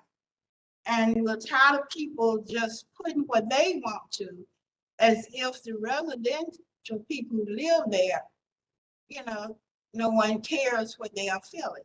Now you say affordable, but you haven't said a price affordable. You haven't said how many bedrooms. And they look to me that they are a little too close. Those some of the issues I have. And I wish our church was still open so we could have you to meet with us again. You know, these are the things that you all are saying, but nobody is meeting with the people in the neighborhood to know what you're doing. And I don't know what you're doing because on the map, I can't get any information because the map that they sent out, they said my house is just an inch from getting a letter. So I have to ask my neighbor, did you get a letter to what's going on? 30 seconds. Huh? 30 seconds. Oh, okay. I'm almost on my 30 seconds. Yeah, 30 Well, anyway, we need to talk more because they tell me I'm almost through with my 30 seconds. And I have a lot of things that I'm interested. So if I need to call you or you meet with us, I know I may few here now, but if you meet with us, it's more than just me. And then we can come up with some and talk so we won't have to continue going around the circle. But I'm not really happy with what we're seeing. But yes, sir, I will go sit now. Thank you for your comments. So after, if there's anyone else in the auditorium, we'll give the applicant an opportunity to respond to your questions if she wants to. Thank you. Is there anyone else in the auditorium who wishes to speak about this application? Okay. Does not appear so. Okay. Laura, would you like to address any comments? Sure, absolutely. I definitely can speak on behalf of Athens Land Trust housing staff and the housing committee that we would be more than happy to meet and talk with folks in the neighborhood about the house plans, you know, as they develop, and are they 3-bedroom, are they 4-bedroom typically? What we try to do is understand where the biggest demand is currently among our clients, and then, you know, specify the homes accordingly. Right now, it's generally, you know, 3 bedrooms, 4 bedrooms for families. You know, that's the latest feedback that we've received in terms of the waiting list. But anyway, all of those details, we're happy to meet and talk through and look at some of the elevation plans that we're planning to submit to the planning department for the next round. And certainly get feedback, and we can work through those. In terms of the price point, 80% or less of median area income are the homeowners that we're serving, or the future homeowners that we're serving in Athens-Clarke County.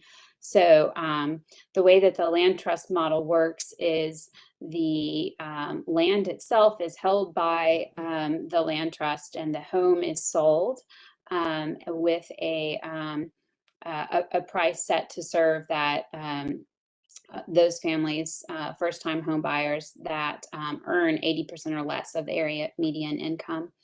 And so the home price can vary. It just depends on a lot of factors, but that is the target, and that is the required buyer. They can't have an income that exceeds that.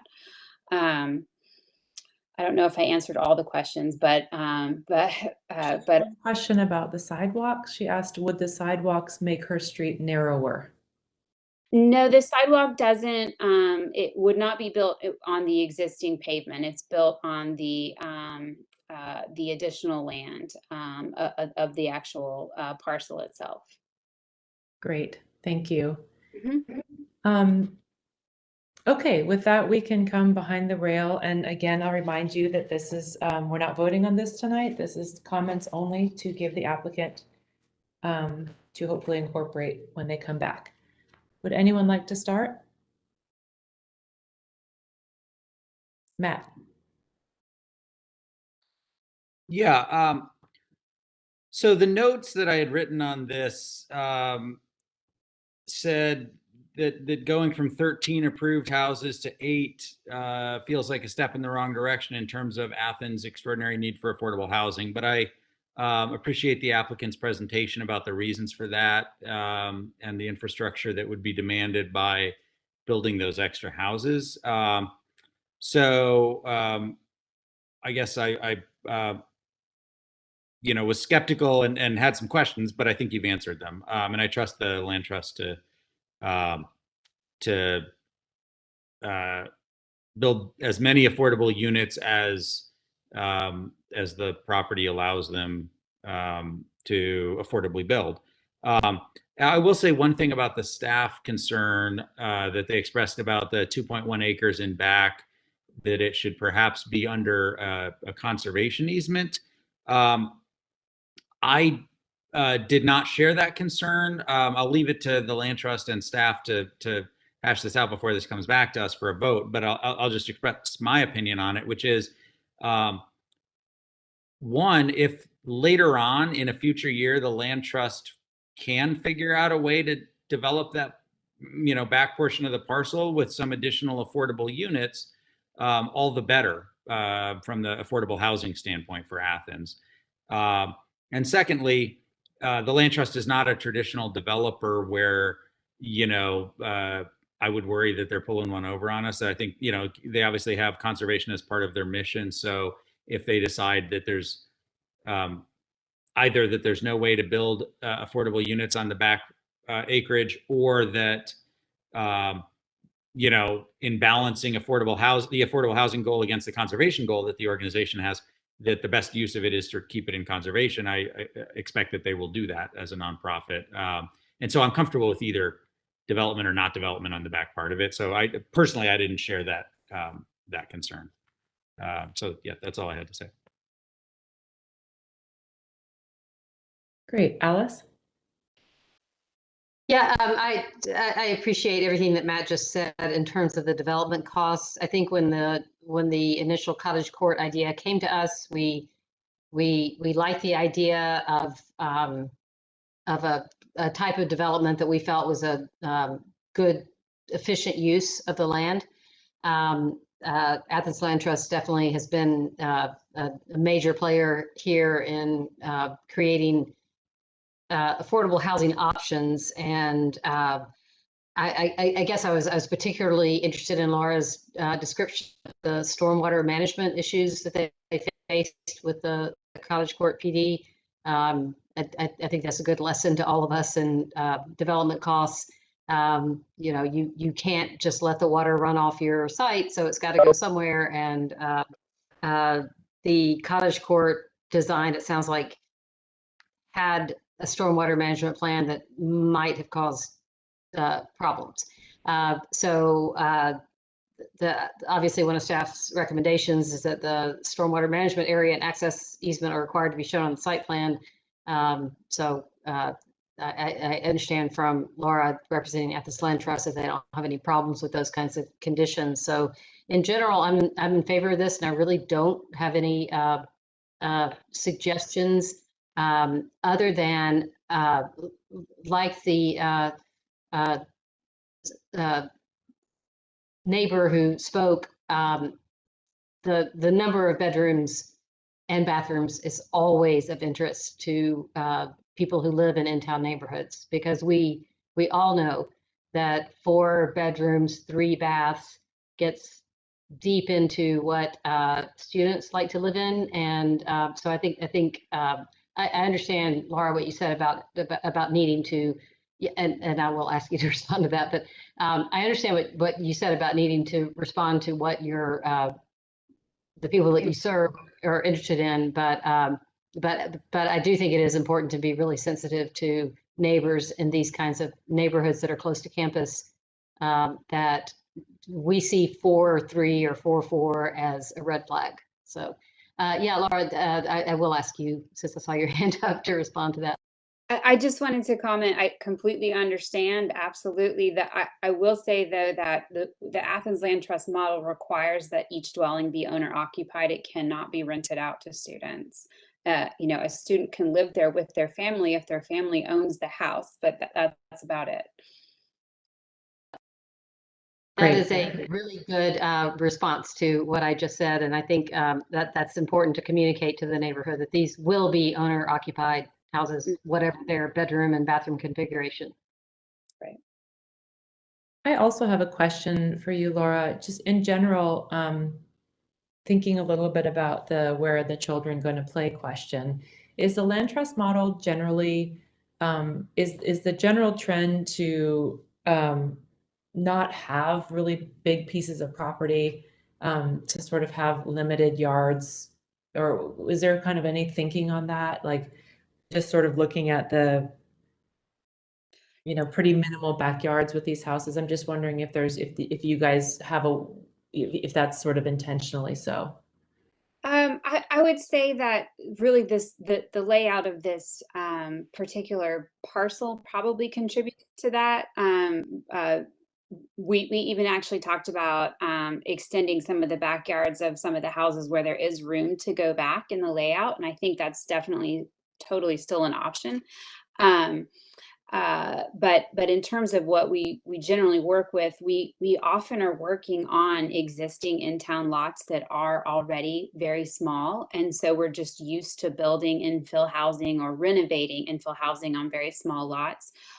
We don't work in a model like traditionally for our single family homes where we are developing a subdivision where there is, you know, common space that is a part of the subdivision, like a children's playground area or other amenities that you tend to associate with some of private subdivisions. And the reason for that is those amenities tend to come with additional homeowners association fees for the maintenance of those facilities.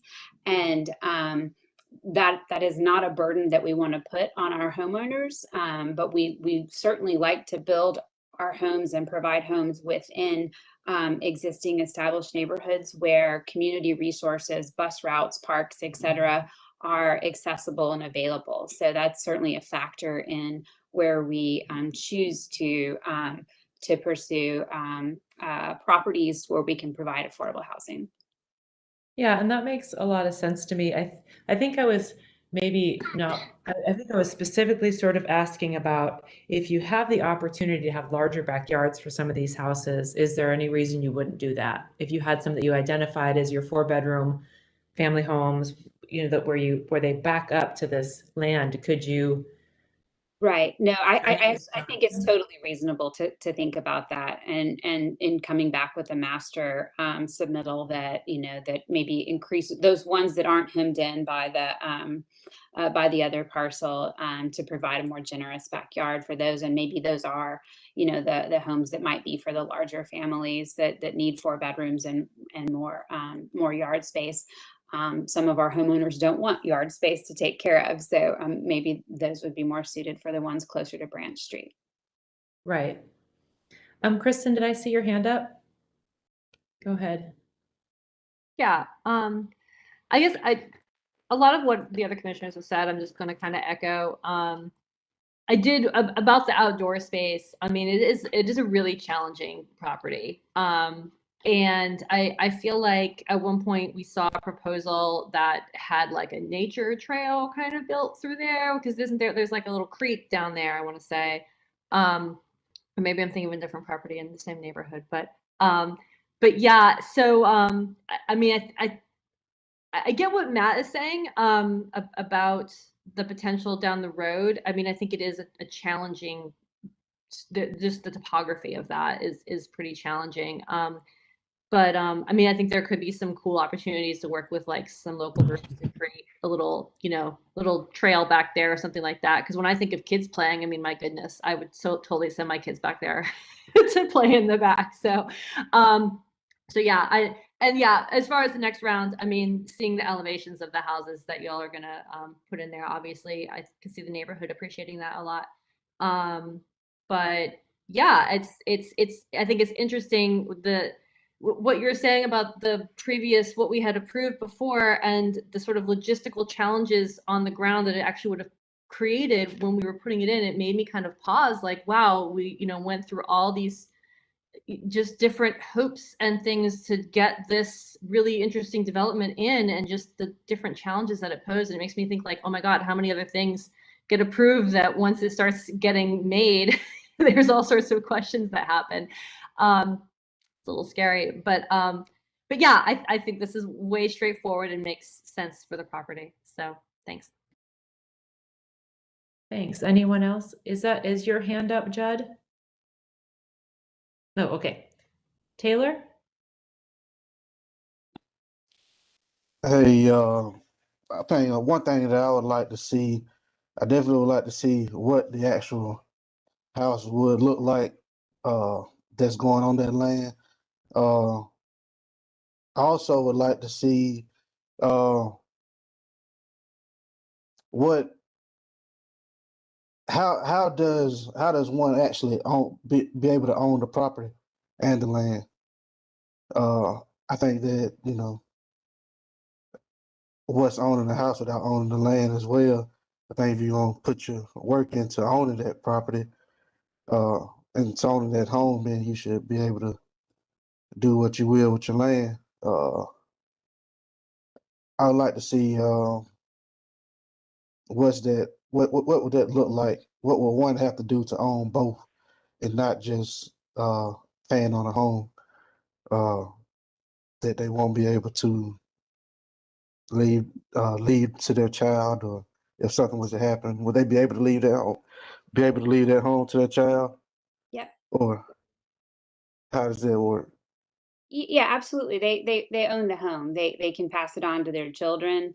If they choose to sell it, there's an agreed upon formula prior to the purchase whereby they realize appreciation in the home's value. So what the land trust model does is it makes sure that the investments and affordability for the community stay in the community. And so the home, can't be sold to an out-of-town investor and then, turned into student housing at, an exorbitant increase in value. But certainly the homeowner can pass it on to their children. They can sell it and realize those gains from the appreciation in the property. The model just keeps the investment and affordability in the neighborhood. All right. Great. Anybody else? Okay, well, thanks, Laura, for that, and we'll look forward to seeing it come back. Great, thank y'all. Okay, moving on to text amendments. Is there a staff report associated with those, or what is the?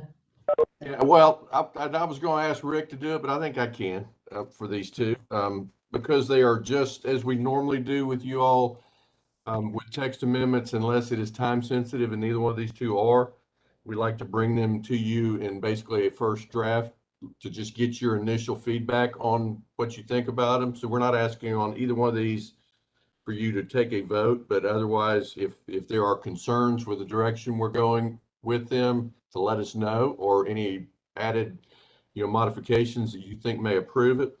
The first one is dealing with RS zoning standards specific to backyards, and this is, I believe, RS 25 through RS 5.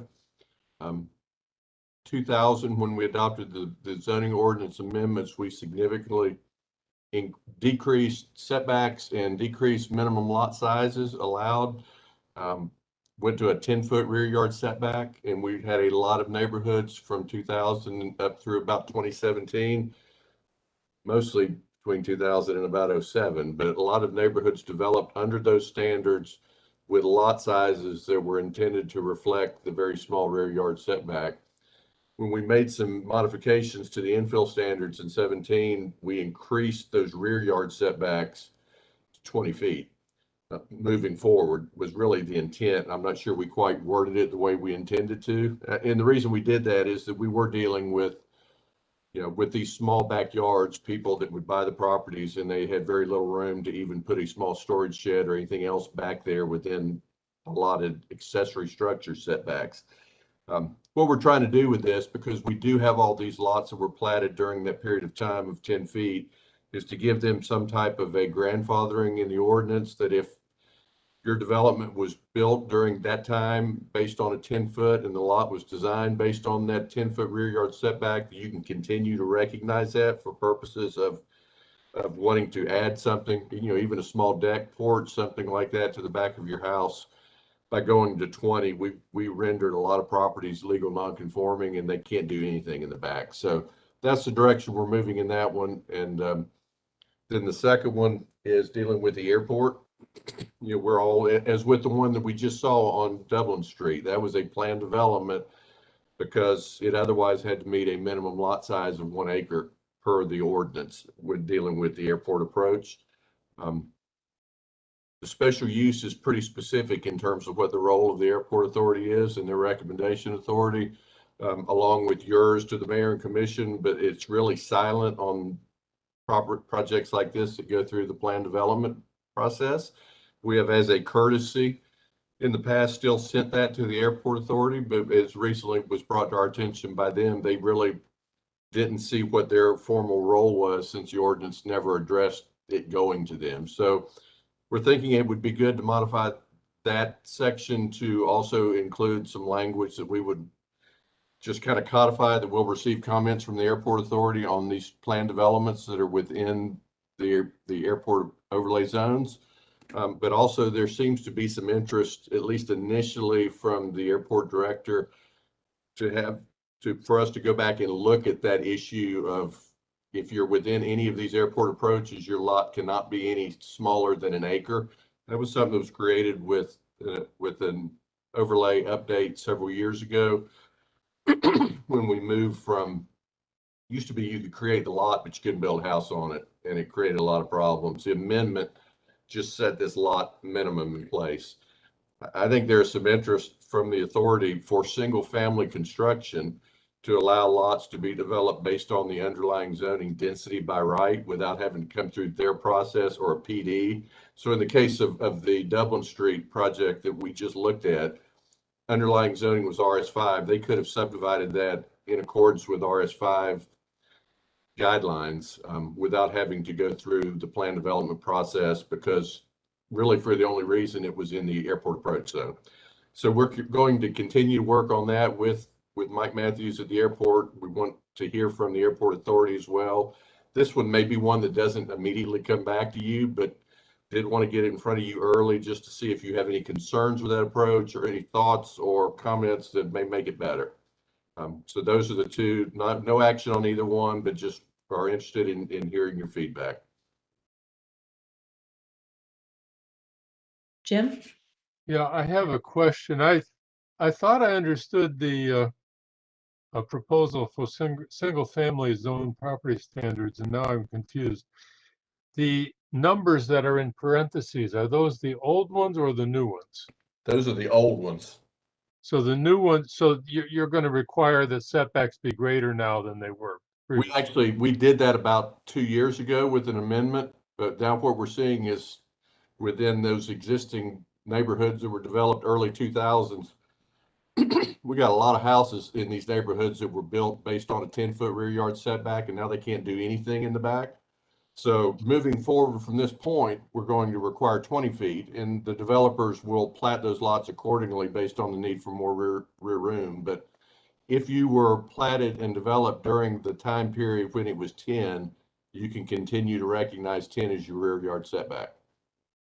I would suggest that you revise the wording so that it's not as ambiguous as this turned out to be. We struggle with this one a lot, so we were interested to see if you felt the same way, and we'll continue to work on it. Kristen?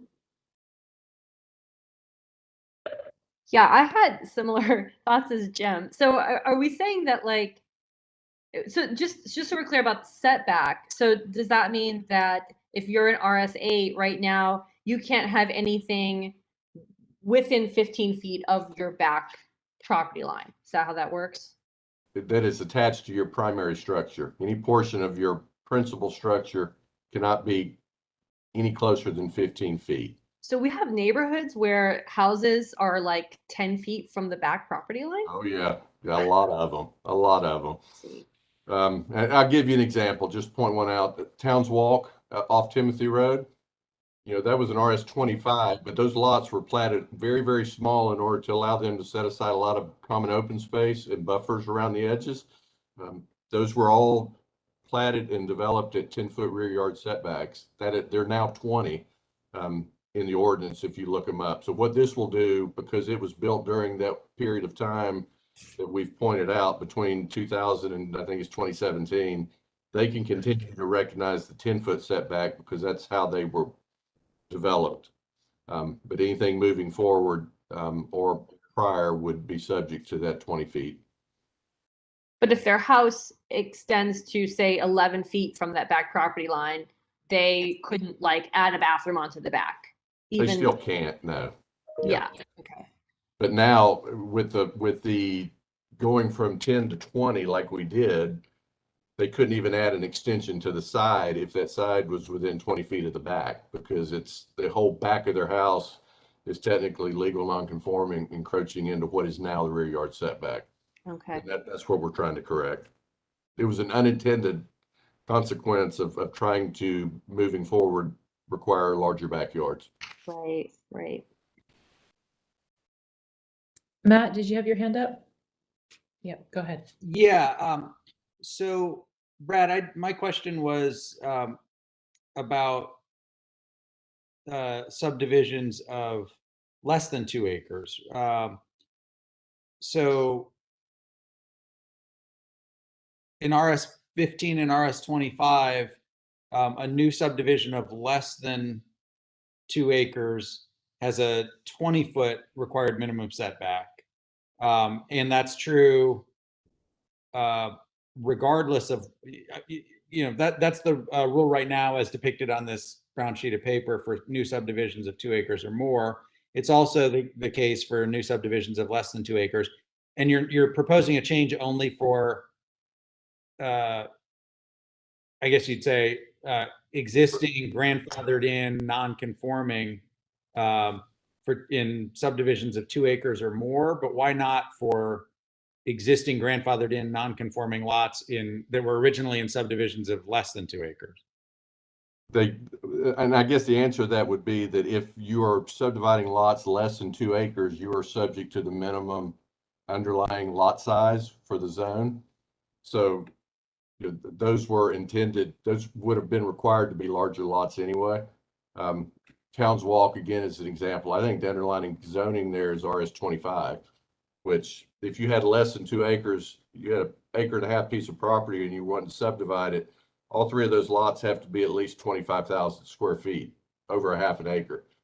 If you do it as a major subdivision like Towns Walk, there's probably not any lots in Towns Walk that are greater than 8,000 feet in size, but the underlying zoning is RS 25 because they set aside the balance as open space. So we had a lot of these major subdivisions during that period of time intentionally designed with very small lots because they could, because their setbacks were small. I mean, I think that was the reason that we didn't carry it over into any minor subdivision, because they would have had to follow larger lot standards anyway.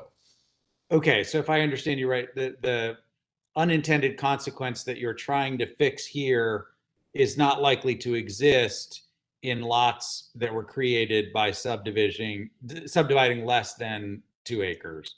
It would only exist in these larger ones. We don't anticipate it being as much of a problem, but I hear what you're telling me, and we will go back and look at that as well to see if there is a need to treat it the same way in both. I mean, generally where we're seeing it now is in these larger tract subdivisions that were developed early 2000s that very small lots, already an established development pattern with existing houses, and now we change the rear yard setback on them, and they're all basically non-conforming now. Gotcha. Okay, thank you. And I had a question about the airport thing too, but if Sure. other people want to talk about the RS zones thing first, we can wait. I saw Samantha's hand go up. Did you want to add something from a staff perspective? Yes, I did want to clarify that Towns Walk is an RS8 subdivision. So if you were going to continue using that as an example, then to just clarify that, just in case the proportions weren't working out in anyone's mind. There's typically like a 5,000-ish square foot lot size there. So if we were to look at this, I didn't take the time to look at how this, what this section looks like in the code right now, but right now, is it basically the same, except for you don't have these underlined 10 feet, 10 feet, 10 feet with the footnote? Yeah. Okay, so this is just essentially acknowledging that these lots, these subdivisions were built during a time when there was a different setback. Yes. And just That's okay. what we're trying to do. Yes. Okay. Does anybody else have a comment about the setback amendment? Okay. I guess I just thought of one more, if I may, based on what you and Brad just said. So I was thinking of this problem, as you described it, Brad, as being about houses that exist now that are non-conforming, that are legal non-conforming because we changed the setback rule on them. So they're already they're already taking advantage of the smaller setback that used to exist, and we've made them non-conforming by changing our rule. But if I'm understanding the proposed revision correctly, a house that exists now that's 50 feet from the back fence, but that was platted prior to February 7th, 2017, could add a 40-foot extension onto the back of their house under this new ordinance. Is that right? Like we're not just turning the grandfathered homes into, legal homes. We're also giving everybody the right to expand up to 10 feet from their back fence, even if they're now a long way from it. Is that? If it was platted as part of a major subdivision during that period of time, yes, that's what we're doing. Okay. Does that strike you? It sounds like the problems you've been hearing people complain about are more from grandfathered in parcels rather than somebody saying, I want to add a 30-foot extension on the back of my house and that'll bring me to 11 feet from the back fence and now I can't. Do you feel like are you intending to give those people that right as well, or is that just kind of an unintended consequence of how it's drafted here? I think it's probably an intention of the way it was drafted. I'm not sure how many lots that were part of major subdivisions between 2000 and 2017 are going to have those really large setbacks, but at the time they were platted, they were allowed to go within 10 feet. So we're saying because we're going to allow them to continue to do that. Okay, thanks. Mm-hmm. Okay, maybe we'll move to the airport authority text amendment. Does anyone want to speak to that or have a question about that? Matt? Yeah, so this idea about I guess it's the first bullet point, and as I understood what you said, Brad, the airport authority has suggested, is that where this is coming from? The idea that the underlying zoning requirements with regard to lot size and density are enough protection for the airport, and this 1 acre minimum lot size doesn't really serve any significant purpose. So am I understanding right that the proposal would be to allow someone with an acre or acre and a half or something like that, Dublin Street, to just as of right subdivide anywhere in the airport overlay zone right down to 5,000 square foot lots if they're in RS5 or if they're in RM1, so long as they're building single family homes on those lots? Yes, and this was super early in the process, so I don't want to infer, and if I did, my apologies. I'm not sure that the airport authority as as an authority has even really reviewed this. The discussion was with the airport director at a very, very high level that he would be interested in pursuing furthering this discussion with his authority as well. So that's why we just put it together at this point as a draft to hear your input on it. And if there were not any real significant concerns with you all, I think our next step is to get back with the airport director and the authority and run it past them as well. They have not signed off to my knowledge on any of this yet, just like you guys haven't. Gotcha. Okay. With that clarification, I do have one concern from our perspective, and that is that sounds fine in RS5, but not in RM1 or RM2. I'm thinking about College Hill, and I'm channeling our dear departed leader, Maxine, not College Hill, Cars Hill. And there are some lots there that are fairly sizable and that right now can't be subdivided below an acre without permission.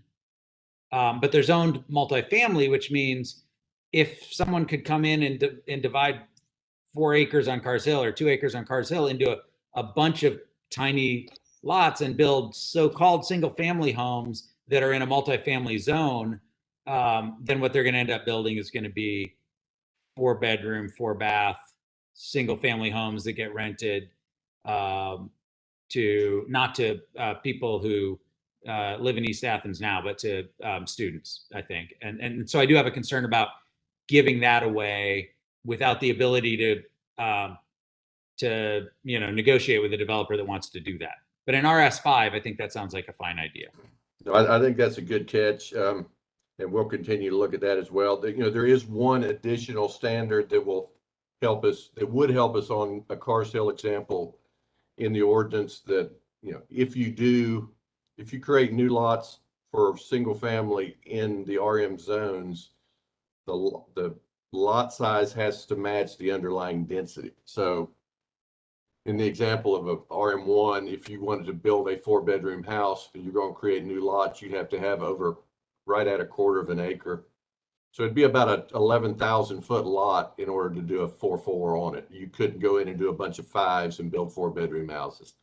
And it's not that way in the RS zone, but it is that way in RM. But we'll keep looking. That's a good point. Thank you. I have a question about, I guess, some legal issues. Is there any, there's certainly plenty of cities around the country that have very dense residential dwelling in the airport zones. I guess what I'm getting at is, does the county open itself up to liability by knowingly increasing the density in those zones? And my kind of second part of that question is there anything when a person or family buys a house in an airport overlay that where it is required that fact be disclosed to them? There's some language in the ordinance. I'd have to go back and pull it with regard to recognizing that they're within the overlay. I couldn't quote that to you, but I'll get it. And then in terms of the liability, I think I'm gonna rely on the airport director and the airport authority in terms of that from a regulatory standpoint with the FAA as it relates to density in airports. Yeah, because we're really not. I think the issue in part that they're looking at is if there are concerns, then perhaps the more appropriate approach would be to downzone the property. Instead of RS5, make it RS15 or something to reduce the density, instead of just saying, if you're on this block of Dublin Street, you've got to have an acre lot. If you literally go 200 feet north on the same street, you go from an acre to 5,000 feet because you cross this line that represents the approach zone for the runway. And I think that's why they're interested in looking at it. I don't want to paint this at this point that there's any commitment coming out of the airport authority to even support it, but because it was just discussed briefly, we wanted to have this early discussion with you all on. And I am generally very much in favor of clarifying this. Like, of having this discussion of giving us a little bit more guidance when it comes to these applications in airport zones. So my comment would be like, keep going. Let's do this. I think that'll help us all a lot. And Mike Matthews, the airport director, has offered to, when we get to a point where I think it's more appropriate, he's offered to come on with you guys, whether it's at a meeting, whether I'm not sure how long this will take to pull together, but it may be a good topic for one of the work session kind of hour-long meetings that we've talked about, maybe trying to put together to just discuss topics. He's offered to come talk to you guys about it. Great. Does anyone else have a thought or question? Samantha? Yes. Sorry to keep interrupting. I just had the text section from the code about the requirement for Great. Yeah. deed transferring the property. It has to have a specific text. I can read that if you would like. And so that text shows up where? Like, how would a potential buyer be informed that they're buying a house in an overlay zone? It must be included in the deed that transfers the property. Great, thank you. That's very useful to know. Kind of like a lead disclosure or something. Alice? I was just gonna, thanks Samantha for looking that up. I did, just as someone who used to represent these areas that we're talking about, it really has to do with noise.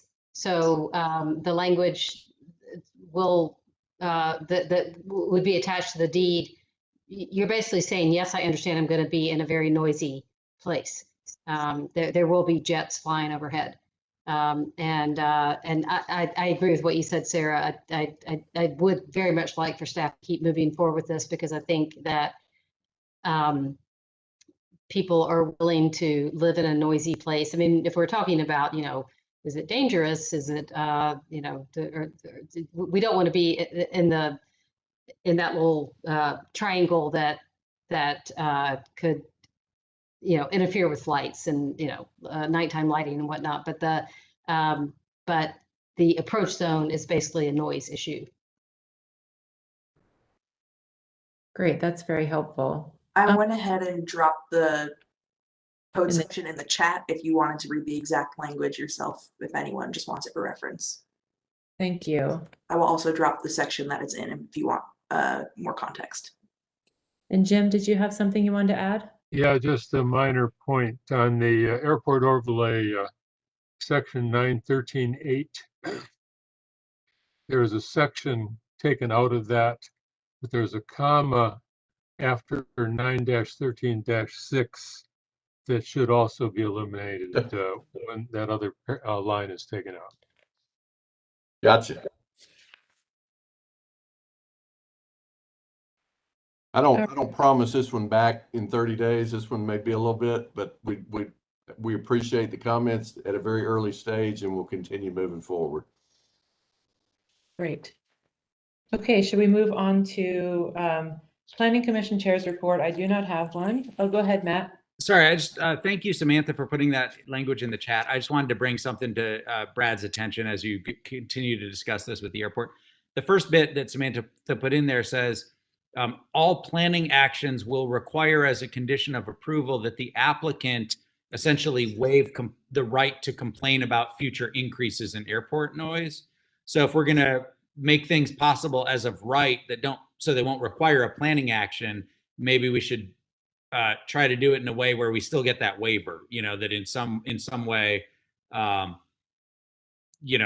that people can do that as of right, provided that they sign a waiver or something to that effect, right? I don't want, just thinking about the city's liability, I don't want to expose Athens to.